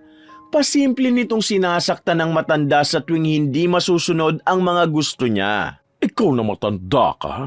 Kanina ka pa ha? Huwag mo hintayin maubos ang pasensya ko dahil pag nangyari yun, hindi mo magugustuhan na magagawa ko. Pananakot nito sa matanda. Dahil sa sobrang pagkabahala, minabuti ni Nurse Sheila na bisitahin si Susan sa bahay na kanyang inuupahan para kumustahin ito. Ma'am Susan! Ma'am Susan! Nurse Sheila, kayo po pala. Tuloy po. Pinatuloy nga ni Susan si Nurse Sheila sa munti niyang tahanan, pinaupo at pinaghanda pa ng pagkain. Ano nga palang sadyaan nyo? Ang totoo niyan, hindi talaga ako naniniwalang ikaw ang may kasalanan sa nangyari gaya ng mga sinabi ni Nurse Bong. Alam mo bang nitong mga nakaraang araw, hindi ako mapalagay dahil imbis na bumuti ang lagay ni Doña Martha, lalo pang lumala. Ganun po ba? Sa tingin ko may kailangan akong gawin dahil hindi pwedeng magtagal si Tita Martha sa mga kamay ni Nurse Bong, lalo pat mainit ang mga mata niya sa kanya. Pero kumusta po ang tita ko? Okay naman po ba ang lagay niya? Lagi kong inaabangan kung dudungaw siya sa bintana niya eh. Huwag ka mag-alala. Kahit pa si Nurse Bong ang inassign sa kanya ni Sir Ark, hindi ko naman siya pinapabayaan. Yun nga lang, madalas ayaw niyang kumain at umaatake na naman ang demensya niya. Sa tingin ko malaking factor din nun ay si Nurse Bong. Hayaan mo, habang wala ka pa ulit sa balay ni Inay, hahanap ako ng ebidensya na makapagpapatunay na inosente ka at si Nurse Bong ang may pakana ng lahat. Naniniwala akong mabuti kang tao at gusto mo lang ang makabubuti para kay Doña Martha. Sana nga maniwala si Sir Art na hindi ako masamang tao. Huwag mo nang isipin yon. Tingin ko nadala lang siya ng emosyon niya kaya mabilis siyang nakapagdesisyon ng hindi iniisip kung anong mga sasabihin niya. Pasasaan ba't lalamig din ang ulo niya? Seryosong pag-uusap ni na Nurse Sheila at Susan. Kinabukasan, habang nasa duty ang head nurse, napansin niyang wala si Nurse Bong sa kwarto ni Doña Martha kaya sinamantala niya nang pumasok dito para malaman kung may tinatago ba ito. Pagpasok niya, bumungad sa kanyang itsura ng matanda na kaawa-awa at mukhang kagagaling lang sa pag-iyak. Doña Martha, ano po nangyari? Ayos lang ba kayo? Habang patuloy na umiiyak, napansin niyang may kinakamot ang matanda sa braso nito ng mga sugat, kalmot at pasa na mukhang sariwa pa lamang. Sa buong pananatili ni Nurse Sheila rito, hindi niya nakitaan ang matanda ng ganitong klase ng mga pasa na nagdulot ng labis niyang pag-aalala. Nung balak na itong tingnan ni Nurse Sheila, bigla namang nagsalita ang matanda. Aray! Sakit! Sakit! Palo! Palo! Dito pa lamang ay tama na ang kutob ni Nurse Sheila na sinasaktan nga ni Nurse Bong ang matanda. Bago pa siya tuluyang makapagsumbong, dumating naman ang kontrabidang nurse. Anong ginagawa mo rito, ha? Hindi ba sinabi ko na sa'yo na ako nang bahala kay Doña Martha? Ako pa rin ang head nurse dito. Kaya kahit kailan ko gusto, makakapasok ako pag naisip kong i-check ang mga senior natin. Oh, mukha namang okay si Doña Marta. Alagang-alaga sa akin yan dahil ginagawa kong trabaho ko. Hindi tulad ng Susan na yun. Ah, ganun ba? Kaya pala punong-puno ng mga kalmot at pasa ang braso niya. Huwag ka mag-alala, maya-maya lang ipapacheck ko rin ang CCTV para malaman kung paano ito napunta sa kanya. Pinagbibintangan mo ba ako? Bakit ko naman gagawin yun sa kanya? Aba malay ko, baka naman ginagawa mo yan tuwing nanggigigil ka kapag hindi niya sinusunod ang gusto mo. Matagal ka na rito, Nurse Bong, pero hindi ko akalain na ganyan palang pagtrato mo sa mga senior natin. Simulan mo na mag-impake dahil maya-maya lang makakarating na kay Sir Ark ang mga kabalastugang ginagawa mo kay Doña Marta. Matapang na sambit ni Nurse Sheila. Hindi totoo yan. Sigurado akong hindi maniniwala sa si Sir Ark dahil nakuha ko na ang loob niya. Sa akin pa rin siya kakampi at kahit anong sabihin mo, hinding-hindi na makakabalik si Susan dito. Hindi na kailangan. Alam ko na ang totoo. At ngayon din ay parating na mga pulis para hulihin ka. Laking gulat at nanlaki ang mga mata ni Nurse Bong nang marinig ang boses ni Ark. Hindi niya kasi inasahan na nakikinig pala ang kanyang boss sa pinto habang nagsasagutan sila ni Nurse Sheila. Sir, hayaan niyo ako makapagpaliwanag. Hindi yun gaya ng iniisip niyo. Pagtatanggol sa sarili ni Nurse Bong, huwag ka na magpaliwanag pa. Dahil sa'yo, napilitan akong paalisin si Susan. Kahit pa isa ka sa mga pinakamatagal na dito, hindi ako magdadalawang isip na tanggalin ka. Hindi rin ako papayag na hindi ka magbayad sa mga pananakit at pagnanakaw na ginawa mo kay Doña Marta. Galit na sambit ni Ark. Hindi nagtagal ay dumating na mga pulis para hulihin ang mapanakit na nurse. Agad namang ginamot ni Nurse Sheila ang mga pasa at sugat na natamo ng matanda sa kamay ni Nurse Bong. Sa mismong araw, minabuti ni Ark na tanungin si Nurse Sheila kung saan nakatira si Susan para personal na makahingi ng tawa dito. Nurse Sheila, alam mo ba kung saan nakatira si Susan? Yes sir. Ako nag-refer sa kanya doon sa paupahan na kakilala ko. Pupuntahan niyo siya? Oo, hiyang-hiya ako sa kanya dahil sa nangyari. Pakiramdam ko nag-fail ako bilang owner nito. Naaawa rin ako kay Doña Martha dahil magaan ang loob ko sa matandang yon. Ang buong akala ko sapat nang itinagal dito ni Nurse Bong para alagaan niya ng mabuti ang mga senior. Pero nagkamali ako. Wala namang may gusto nang nangyari, sir. Hindi rin natin nakitang magagawa yun ni Nurse Bong. Pero sigurado akong matatanggalan siya ng lisensya dahil sa mga nagawa niya. Binigay nga ni Nurse Sheila kay Ark ang address ni Susan para personal itong makahingi ng tawa dahil sa mga nangyari. Hindi na nga nagsayang pa ng oras si Ark at pinuntahan niya na ito. Pagdating sa address na binigay ni Nurse Sheila, pamilyar ang lugar na ito dahil dati nang nakapunta si Ark dito. Gawa nang dito niya rin nakilala ang kanyang ex-girlfriend. Nakita niya rin na maraming nagbabasketball na mga binatilyo sa tapat ng katabing bahay nito at pati na rin ang isang tinderang nakabantay. Excuse me po, alam niyo ba kung saan dito nakatira si Susan? Tanong ni Ark kay Aling Vilma. Si Susan ba? Susan! Susan! May bisita ka oh! Nagulat naman si Susan nang makita kung sino ang bumisita sa kanya. Ang akala niya kasi galit sa kanya si Ark dahil sa mga nangyari. Aling Vilma, salamat po. Ako na pong bahala. Ark, anong ginagawa mo rito? Pumunta talaga ako rito para makahingi ng sorry sa mga maling desisyon ko. Patawad. Gusto ko lang namang mapabuti ang lagay ni Doña Martha. Pero mukhang napasama pa yata. Nahuli kasi namin si Nurse Bong na sinasaktan ng tita Martha mo. Sinasaktan? Sabi ko na nga ba masama talaga yan Nurse Bong na yan. Yun din ang rason kung bakit tinulak ko siya nung gabing yun. Nakita ko na may gusto siyang ituro kay tita pero nahuli ko siya kaya nagkasakitan kami. Alam ko na ang totoo. Sorry ulit sa mga nangyari.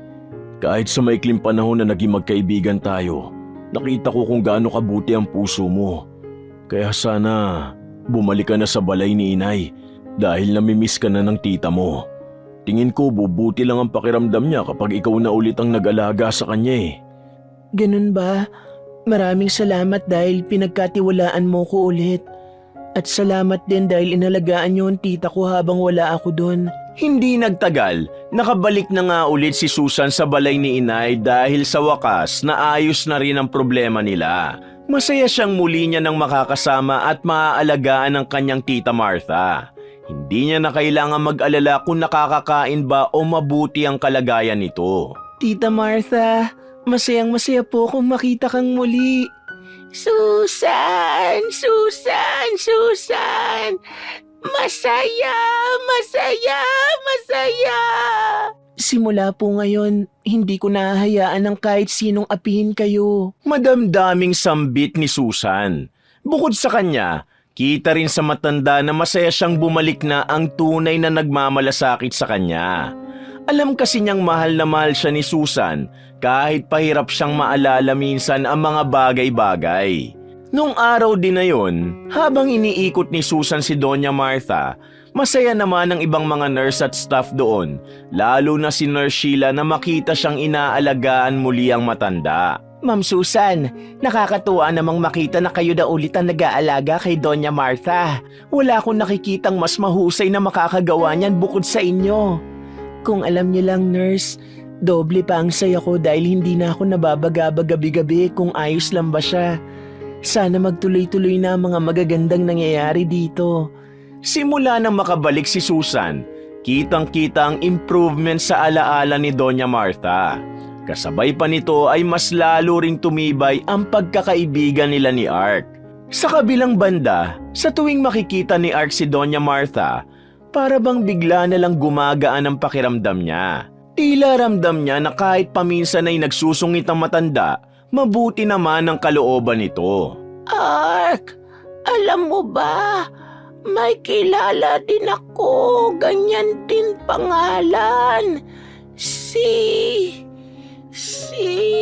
Sambit ng matanda na tila may gustong-gusto siyang maalala. Tita, wag niyo pong pilitin kung hindi niyo maalala.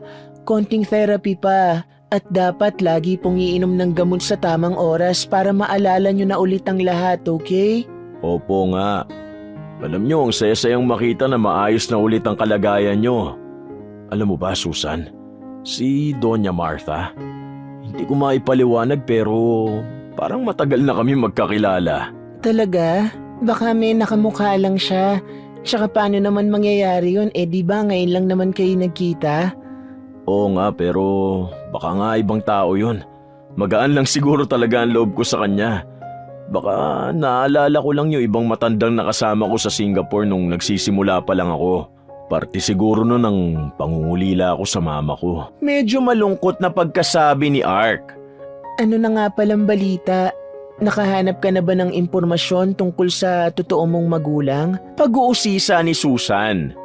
May tumawag sa aking pulis noong nakaraan.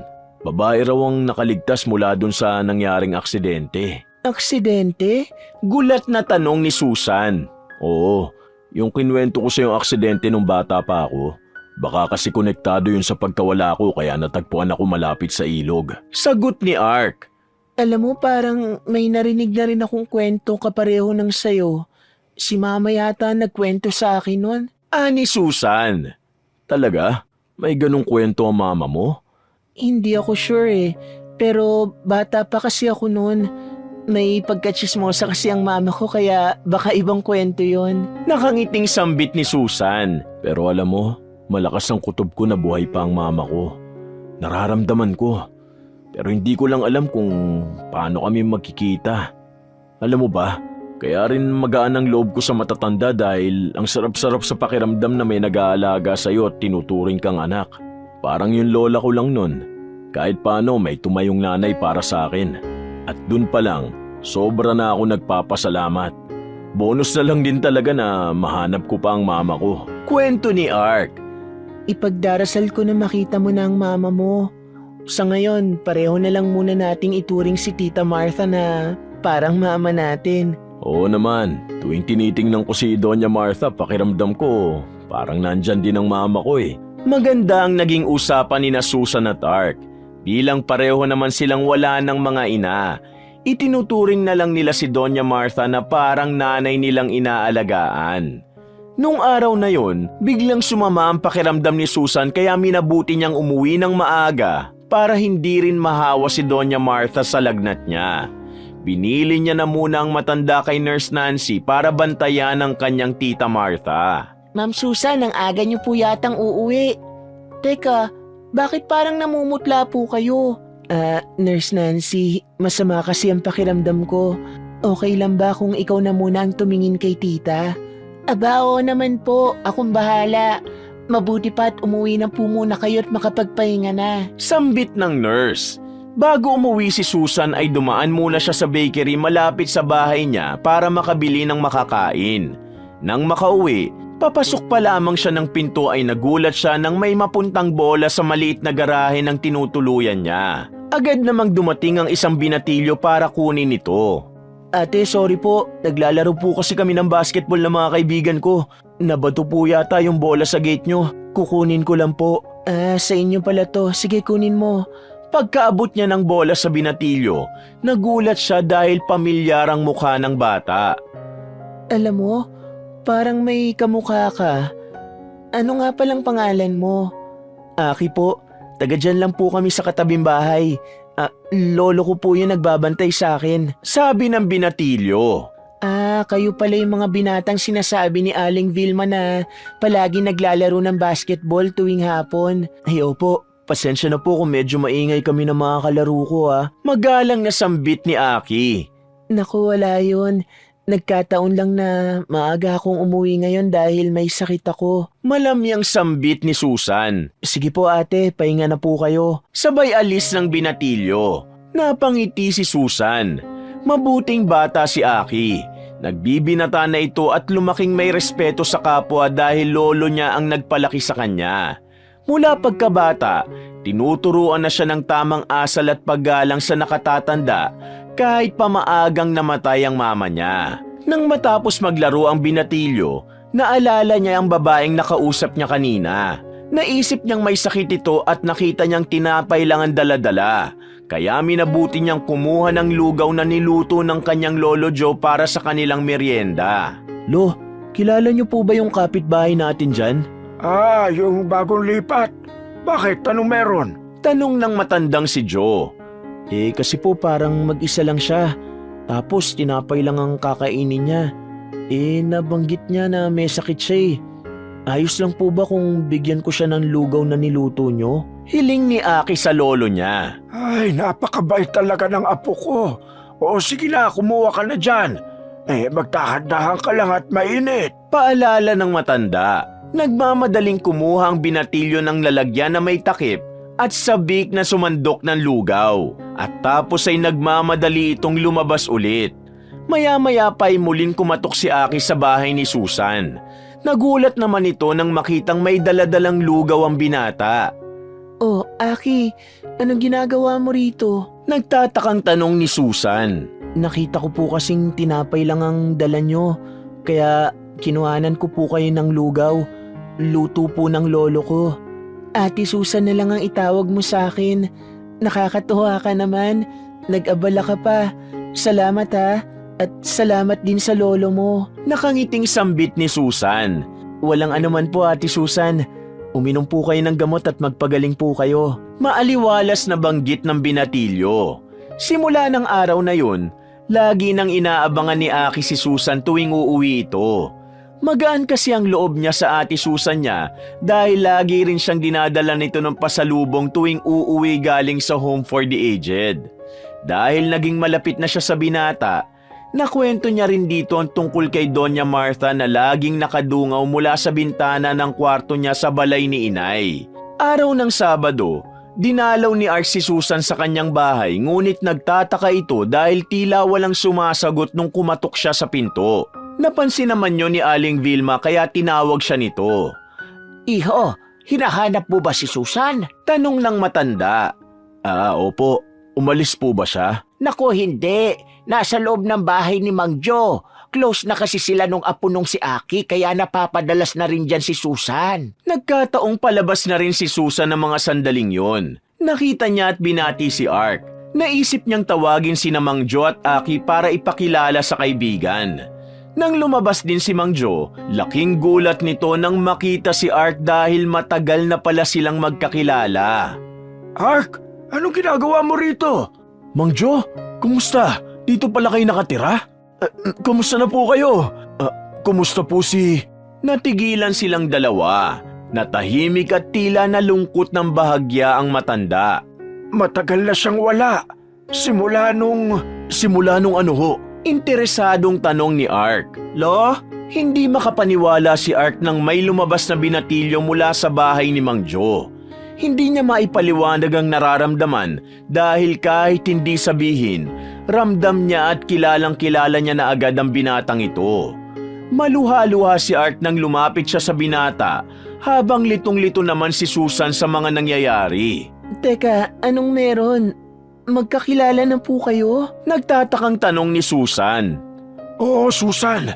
Si Ark ang dating boyfriend ng anak kong namatay. At si Aki, siya ang... Anak ko? May anak ako? Nanginginig na tanong ni Ark. Tumangulang ang matanda bilang sagot sa tanong na yun. Namuo ang luha sa mga mata ni Ark nang malaman niyang may anak siya. Hindi maipaliwanag pero ang alam niya lang ay masaya siya sa kanyang nalaman. Apo, siya ang daddy Ark mo. Pasensya ka na kung tinago namin sa'yo ng mama mo dahil ayaw niyang sabihin sa daddy mo ang lahat. Paliwanag ni Joe. Daddy? May daddy po ako. Buhay pa siya? Umiiyak na si Aki. Anak, alam kong mahirap para sa iyong maintindihan ang lahat. Pero masaya akong nakilala kita kahit buong buhay ko. Akala ko hindi na ako magkakaroon ng sariling pamilya. Maluhaluhang sabi ni Ark. Bata pa lang po ako, namatay na po ang mami ko. Sabi po sa akin ni Lolo, matagal na ring wala ang daddy ko. Umihikbing sambit ng binatilyo. Pasensya ka na, Apo. Sana mapatawad mo ko. Malungkot na pagkakasabi ng matanda. Wala pong problema yun, Lo.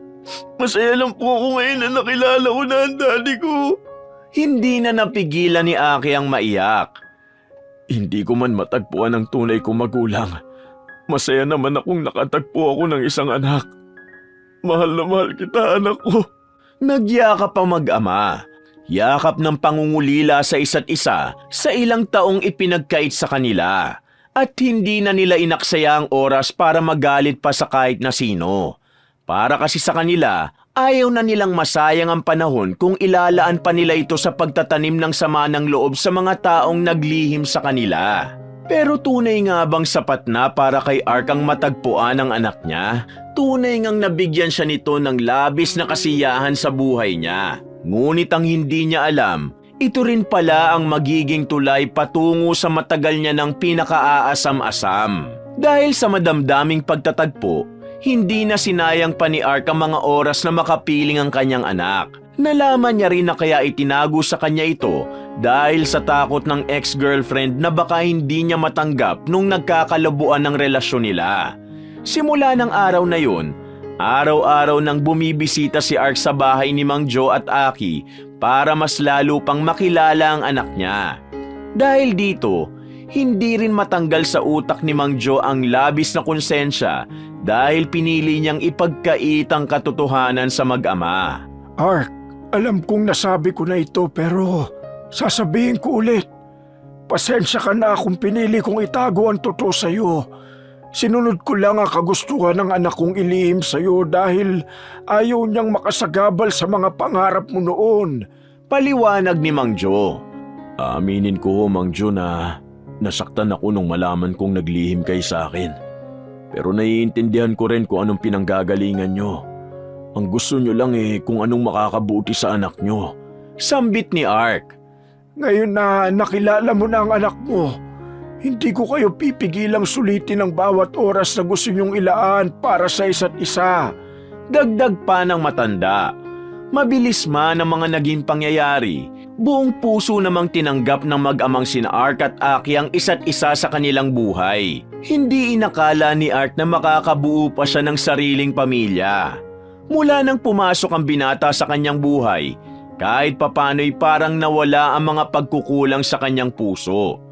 Lahat ng bonding na pwedeng gawin ng mag-ama ay ginawa nila. Basketball, maglaro ng video games, kumain sa labas at kung ano-ano pa. Kahit pabisi sa pagpapatakbo ng Home for the Aged si Ark at iba pang mga negosyo, ay pinagsabay niya ang pagbabanding kasama ang kanyang anak. Habang nasa labas sila ng kanyang anak para mamasyal at kumain, kitang-kita sa mga mukha nilang nag-uumapaw ang saya sa kanilang mga puso dahil sa muli nilang pagtatagpo. Daddy, thank you po ah. Sobrang nag-e-enjoy po ko tuwing nilalabas niyo ko para makapag-banding tayo. Hindi ko po inakala na darating pang araw na to. Akala ko talaga lalaki na akong si Lolo na lang ang nag-aalaga sa akin at hindi ko na mararanasan to. Nakangiting sabi ni Aki. Alam mo anak, kung ano yung panghinayang na nararamdaman mo ngayon, ganun din ako. Dahil sa'yo, nagkaroon ng bagong direksyon ng buhay ko. Ang sarap pala sa pakiramdam na matawag na daddy. Ibang klaseng saya to. Kahit ulila na ako, napaparamdam mo sa akin ang tunay na pamilya. Ulila na po kayo? Tanong ng binata. Mahabang kwento pero alam mo, nung bata ako, nakita lang ako sa tabing ilog ng isang matanda. Sugatan daw ako at walang maalala. Hindi na rin siya nagtangkang ibalik ako sa mga pulis nung panahon na yon dahil sa takot na baka mapagbintangan pa siya. Trabahador siya ng tinuring kong daddy na kumupkup at nag-alaga sa akin. Bilang hindi na rin naman siya magkakaanak, itinuring niya akong blessing sa buhay niya. Gusto ko naman talagang hanapin ang totoo kong magulang. Pero naging magulo kasi ang lahat simula nang mamatay ang mga umampun sa akin dahil sa akin napunta yung responsibilidad sa mga negosyong iniwan nila. Bilang pagtanaw ko ng utang na loob sa ilang taong pag-aalaga, bakit ko naman tatanggihan, hindi ba? Malaki rin ang pasasalamat ko na kahit papano, may nagpalaki sa akin at tinuring ako na para nila akong anak. Pero di ko rin naman may pagkakaila na minsan sa buhay ko, hinihiling ko rin na magkaroon ng isang ina. Salaysay ni Ark. Pareho lang po pala tayo, Daddy. Lumaki rin po kasi ako na walang mami. Tuwing kinikwento nga po sa akin ni Lolo ang nangyari, hindi ko maiwasang sisihin ang sarili ko dahil sa pagkamatay niya. Baka kung hindi niya po ako ipinanganak sa mundo, malamang buhay pa siya. Malungkot na sabi ng binatilyo. Huwag mong sisihin ang sarili mo, anak. Kung ano man ang mga nangyari noon, may malaking rason kung bakit yun ang itinakdang mangyari ng Diyos. Siguro dahil gusto niya magkita pa tayo. Alam niyang wala kang magulang at wala akong pamilya. Napakabuti ng Diyos sa atin dahil sa dinami-dami ng tao sa mundo, pinagtagpo pa rin niya tayo at binigyan ng pangalawang pagkakataon na makasama ang isa't isa. Nakangiting salaysay ni Ark. Mahal na mahal ko po kayo, Daddy. Masayang-masaya po ako ngayon kung alam niyo lang. Nakangiting sabi ni Aki. Mahigpit ang yakap nito sa kanyang ama habang lumuluha ito. Hinihimas naman ni Ark ang likod ng anak dahil sa pagiging emosyonal nito sa kanilang naging pag-uusap. Bilang nakilala na ni Ark ang tunay niyang anak, gusto niya rin itong ipakilala sa mga taong malapit sa kanya, lalong-lalo na sa balay ni Inay. Kaya naman hindi nagtagal, dinala niya si Aki rito upang makilala ang ibang nurse at mga tauhan. Masaya at excited si Aki na silipin ang Home for the Aged. Balay ni Inay? Bakit yun po ang pangalan ng Home for the Aged na ito, Daddy? Interesadong tanong ng binatilyo. Gaya nga ng naikwento ko sa iyo, anak, di ba? Sa kabila ng mga pinagdaanan ko, gusto ko pa rin mahanap ang lola mo. Malakas talaga kasi ang pakiramdam ko na buhay pa siya. Lalo pat nasabi sa akin ng mga pulis na may babaeng nabuhay mula sa aksidente nung araw na nakita ako. Naniniwala kasi ako na balang araw, magkikita kami ulit. Puno ng pag-asang sambit ni Ark. Maya-maya pa'y lumabas na sina Nurse Sheila kasama si Susan at iba pang mga staff ng Home for the Aged. Nako sir, napakapoging binata naman pala ng anak ninyo. Kamukhang kamukha niyo siya. Hindi ako makapaniwalang may anak kayo. Sa wakas may magmamana na ng mga negosyo nyo. Biro ni Nurse Sheila. Kahit ako, nurse, natutuwa rin ako na meron ako na ipakilala sa inyo ngayon. Siya si Aki, anak ko. Sana itratuin niyo siya kung paano niyo ako tratuin sa tuwing nandito ako. Dahil simula ngayon, magiging parte na siya ng magandang samahan natin dito sa balay ni Inay. Paliwanag naman ni Ark. Para kay Aki, Sobra-sobra na ang mga magagandang bagay na nangyayari sa kanyang buhay. Naniniwala rin ang binata na hindi niya magagawa ang lahat ng ito kung hindi dahil sa kanyang Ate Susan. Ate Susan, gusto ko lang po uling mag-thank you. Kung hindi dahil sa'yo, hindi kayo magtatagpo ni Daddy. Nakangiting sabi ni Aki. Ano ka ba? Huwag kang mag-thank you sa akin. Pinag-adya talaga ng Diyos na magkita kayo dahil mabuting bata ka at mabuting tao rin ang daddy mo. Lahat ng nararanasan nyo ngayon, deserve nyo yan dahil na rin sa maraming hirap at pangungulila nyo sa isa't isa. Sabi ni Susan. Teka, bakit po ba niya kayo binisita nung araw na yun? Siguro mag-boyfriend po kayo, no? Si Ate Susan at Daddy nagkakamabutihan, pangasar ni Aki. Ikaw talagang bata ka. Huwag mong sabihin yan, magkaibigan lang kami ng daddy mo. At isa pa, malabong mangyari yon dahil wala na kaming oras para sa mga ganyan. Ako focus ako sa pag-aalaga sa tita ko at focus naman siya sa pag-aalaga sa'yo. Paliwanag naman ni Susan. Dahil nahanap na ni Ark si Aki, hindi naman nangangahulugang titigilan niya na ang paghahanap sa kanyang ina.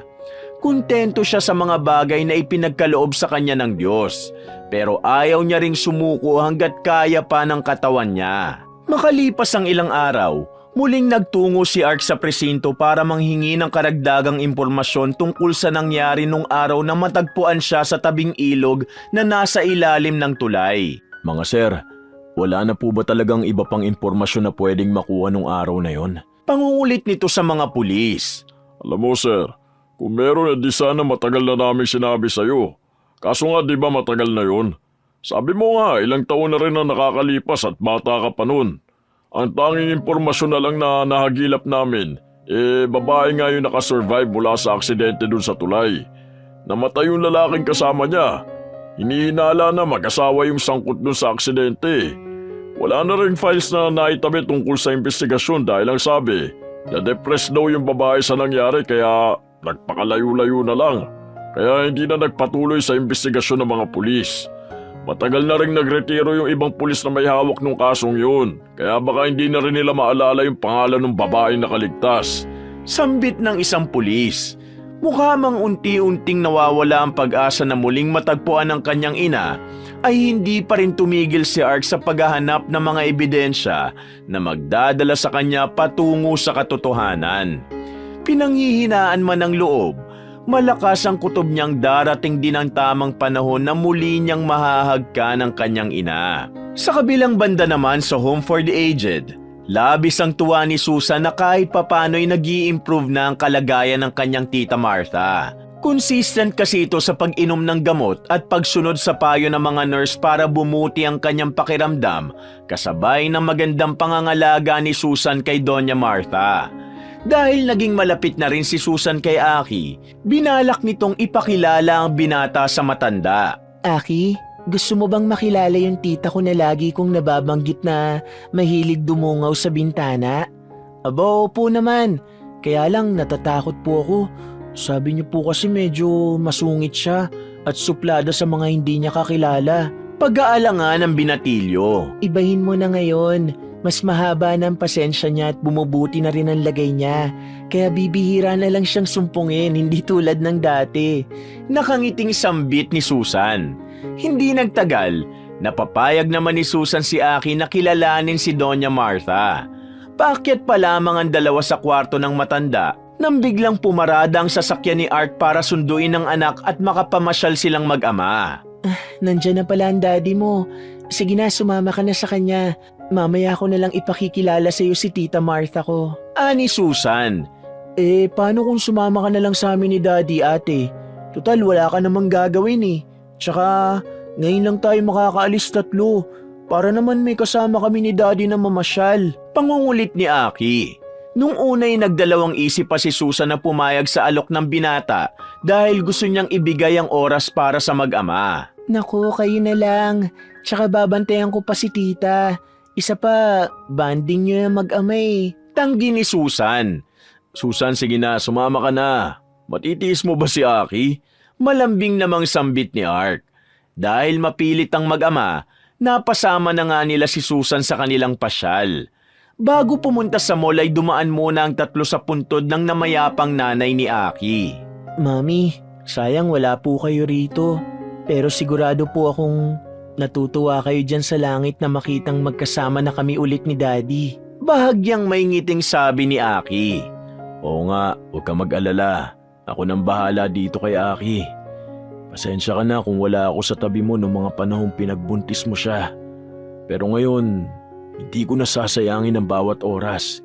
Sisiguruhin kong maayos ang future ng anak natin. Madamdaming sambit ni Ark. Mami, kasama po pala namin si Ate Susan. Siya nga palang tumayong para kong mami nitong mga nakaraang buwan. Kung hindi dahil sa kanya, baka hindi na kami nagkita ni Daddy ulit. Nag-uumapaw na saya ang puso ni Aki. Lalo pa ngayong nakakasama niya na ang kanyang ama. Hindi man lumaking kasama ang kanyang mami, kontento na siya sa mga masasayang alaalang binubuo niya kasama ang amang si Ark. Matapos dumaan sa sementeryo, dumiretso na silang tatlo sa mall para mamasyal at mamili ng kung ano-ano. Kita sa mga mata at ngiti ni Aki na masaya rin siyang makitang nagkakasundo ang kanyang Daddy Ark at Ate Susan. Habang nasa kainan, ikinagulat naman ni Susan nang biglang tumawag sa kanya si Nurse Nancy mula sa Home for the Aged. Hello, Nurse Nancy, ano yun? May problema ba? Tanong ni Susan. Ma'am Susan, ano po kasi? Nawawala po si Doña Martha. Saglit lang naman po akong lumabas ng kwarto niya para i-check yung isang senior. Kaso pagbalik ko wala na po siya eh. Sorry po. Nanginginig na sabi ni Nurse Nancy. Nang marinig ito ni Susan, bakas sa kanyang mukha ang magkahalong takot at konsensya, dala ng pinili niya pang sumama kina Ark at Aki kaysa manatili na lang sa Home for the Aged at alagaan ng kanyang tita Martha. Ano raw nangyari, Susan? Nag-aalalang tanong ni Ark. Nawawala raw si Tita Martha eh. Hindi ko alam ang buong detalye pero pwede bang bumalik na tayo dun? Hindi ko alam kung ano magagawa ko sa sarili ko kapag may nangyaring masama sa kanya. Natatarantang sabi ni Susan. Buong biyahe pabalik sa Home for the Aged ay hindi mapakali si Susan. Halo-halo na ang tumatakbo sa isip nito dahil alam niyang mahalaga ang bawat segundong lumilipas hanggat hindi pa natatagpuan si Doña Martha. Pagkarating sa Home for the Aged, dali-dali namang dumiretso si Susan sa nursing station para tanungin ang ibang nurse habang si Ark naman ay nilibot ang buong paligid para hanapin ang nawawalang si Doña Martha. Nurse Sheila, Nurse Nancy, saan nagpunta si Tita Martha? Tinignan niyo na ba yung CCTV? Natatarantang tanong ni Susan. Oo, chinek na namin. Kaso yung pagbaba niya lang mula sa third floor ang nakita eh. Hindi naman nasakop ng CCTV sa hallway yung paglabas niya. Sagot ni Nurse Sheila. Dahil sa kaguluhang nangyayari, minabuti ni Aki na umuwi na lang muna sa kanyang lolo Joe para hindi makadagdag sa stress ng kanyang daddy at ate Susan. Dahil walking distance lang naman ang kanilang bahay mula sa Home for the Aged, pinili ng binata na maglakad na lang pauwi. Habang nasa daan pauwi ay labis ang pag-aalala ni Aki sa matandang nawawala, lalo pat alam niya kung gaano ito kahalaga sa kanyang ate Susan. Nang makarating na sa tapat ng kanilang bahay, laking gulat naman ang binata na makita ang kanyang lolo Joe na may kaaway na matanda sa tapat ng bahay. Dahil sa pag-aalala, agad namang lumapit si Aki sa kanyang lolo para alamin kung anong nangyayari. Lo, ano pong problema rito? Nag-aalalang tanong ng binatilyo. Paano kasi itong matandang to? Pinipilit niya na nandito raw si Archie. Hindi ko nga kilala kung sino yun eh. Kanina ko pa nga sinabi na walang ganon dito. Ayaw maniwala. Sa tuwing papasok ako sa loob at ikakandado yung gate, kinakalampag niya kaya napipilitan akong lumabas ulit. Naiinis na sambit ng matandang lalaki. Nang makalapit si Aki sa kanyang lolo Joe at sa matandang kausap nito, bigla namang nagningning ang mga mata ni Doña Martha nang makita ng malapitan si Aki. Archie ko! Archie ko! Yan ang sambit ni Doña Martha habang patuloy na hinahawakan ng magkabilang pisngi ng binata. Takang-taka naman ito dahil kahit siya ay walang kilalang kapareho ng pangalan na binabanggit na matanda. Pero dahil sa awa sa matandang babae, Minabuti ni Aki na sakyan na lang ang mga sinasabi nito upang hindi na to gumawa ng eksena sa tapat ng kanilang bahay. Sa kabilang banda, hindi naman mapalagay sina Susan at Art kung saan nga ba pumunta si Doña Martha dahil wala naman silang maisip na kahit na anong lugar na pwede nitong puntahan. Dahil palubog na rin ang araw, minabuti pa ni Art na ihatid na lang si Susan pauwi at puntahan ang anak niya. Nang makarating na sa bahay ni Susan, laking gulat naman ang dalawa nang makita si Aking kasama si Doña Martha. Para bang nawala ang tinik sa kanilang dibdib nang malamang ligtas ang matanda. Tita, nandito lang po pala kayo. Bakit naman kayo umalis sa home for the aged nang walang pasabi? Nag-aalala po kaming lahat sa inyo. Saad ni Susan habang nagpupunas ng luha sa kanyang mga mata. Susan, tita ko Archie.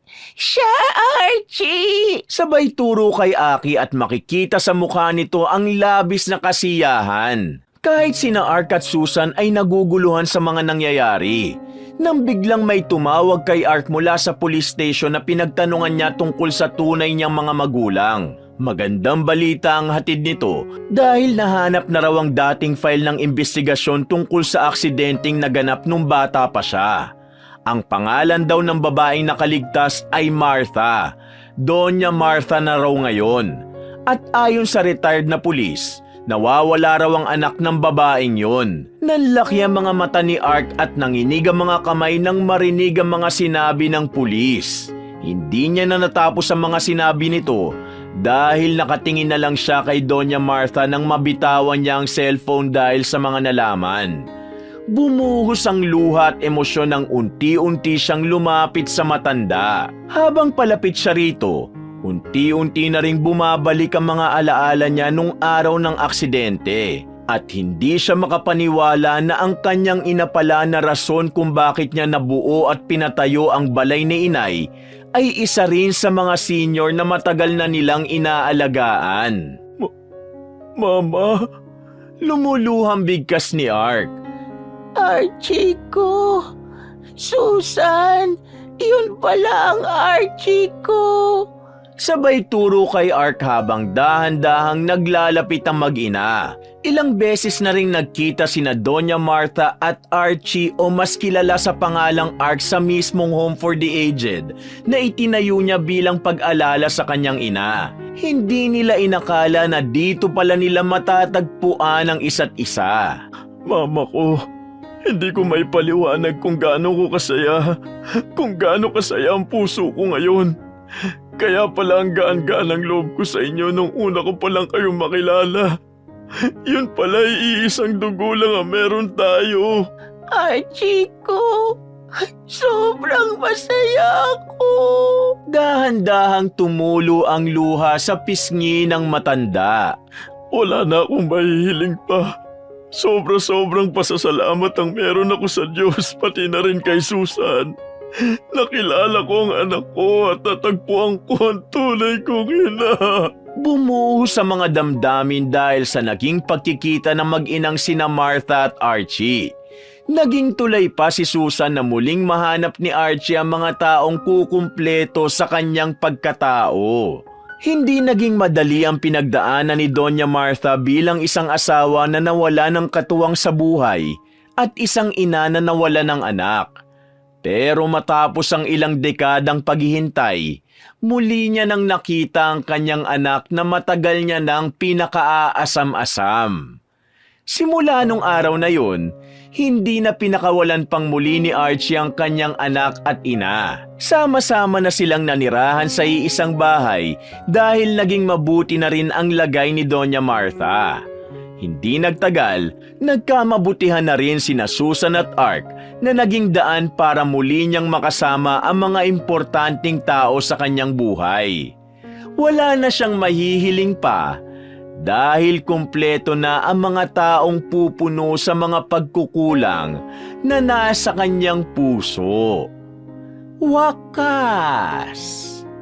Shoutout po pala sa mga sumubaybay sa huling video natin. Kay Bel Hipolito 9166, Bea 5 Pink, Mary Grace Gonzalez ng Malaysia, Juanita Pascual 3799 ng Germany, Marites Mone 6228, Dario Cipriano 3188, Sosima Infante 4839, Albert Bobis 4978 ng Europe, Janine Arian Masicampo, Emma Cantiga 7979, Lilibet Cortez 8399, si Marie Cris Bocog, Jomar de los Reyes 1572, Neng Santiago 5202, Angelo Austria 5202, Koji S1E, Marivic Ando K7V ng Kuwait, Teresa Balino, Baby Linda Solis I6E, Loida Bazarte, Pasita Velasquez 1926 ng Pampanga, OFW 6951, Glodanela Grama 7507, Aida Alulod, Helen Ingram, Sonia Tud 828, Alma Macabe 7529, Lucille De Lima 8305 ng New Era Dasmariñas Cavite, Ana Fe Barba, Veronico Godes, Jane 1506, Emelita Pakatan 2539, Rosie Havillo, Clarina Banayra ng Pila Laguna, Pluto ML5QZ, Angelita Yanga, Mirna Galicia 2728, Ermeline Acedera, Minda Lacson 9334, Olivia Dali on 8468, Zoe Angela Fabros 7502, Mila Santos 9320, Maridin Leonardo, Jo Ramirez 3445 ng Ontario, Canada, Helen Evora Abe 7417, Maria Victoria Muleta from Iloilo, Lorena Morate 583, Leonora Mandigma 3047, Chona Bainosa 6362 ng Malaysia, Inday from Israel Holy Land, at Geraldine Ali. Marami pong salamat sa inyong suporta at pakikinig at pagpalain po kayong lahat ng puong may kapal.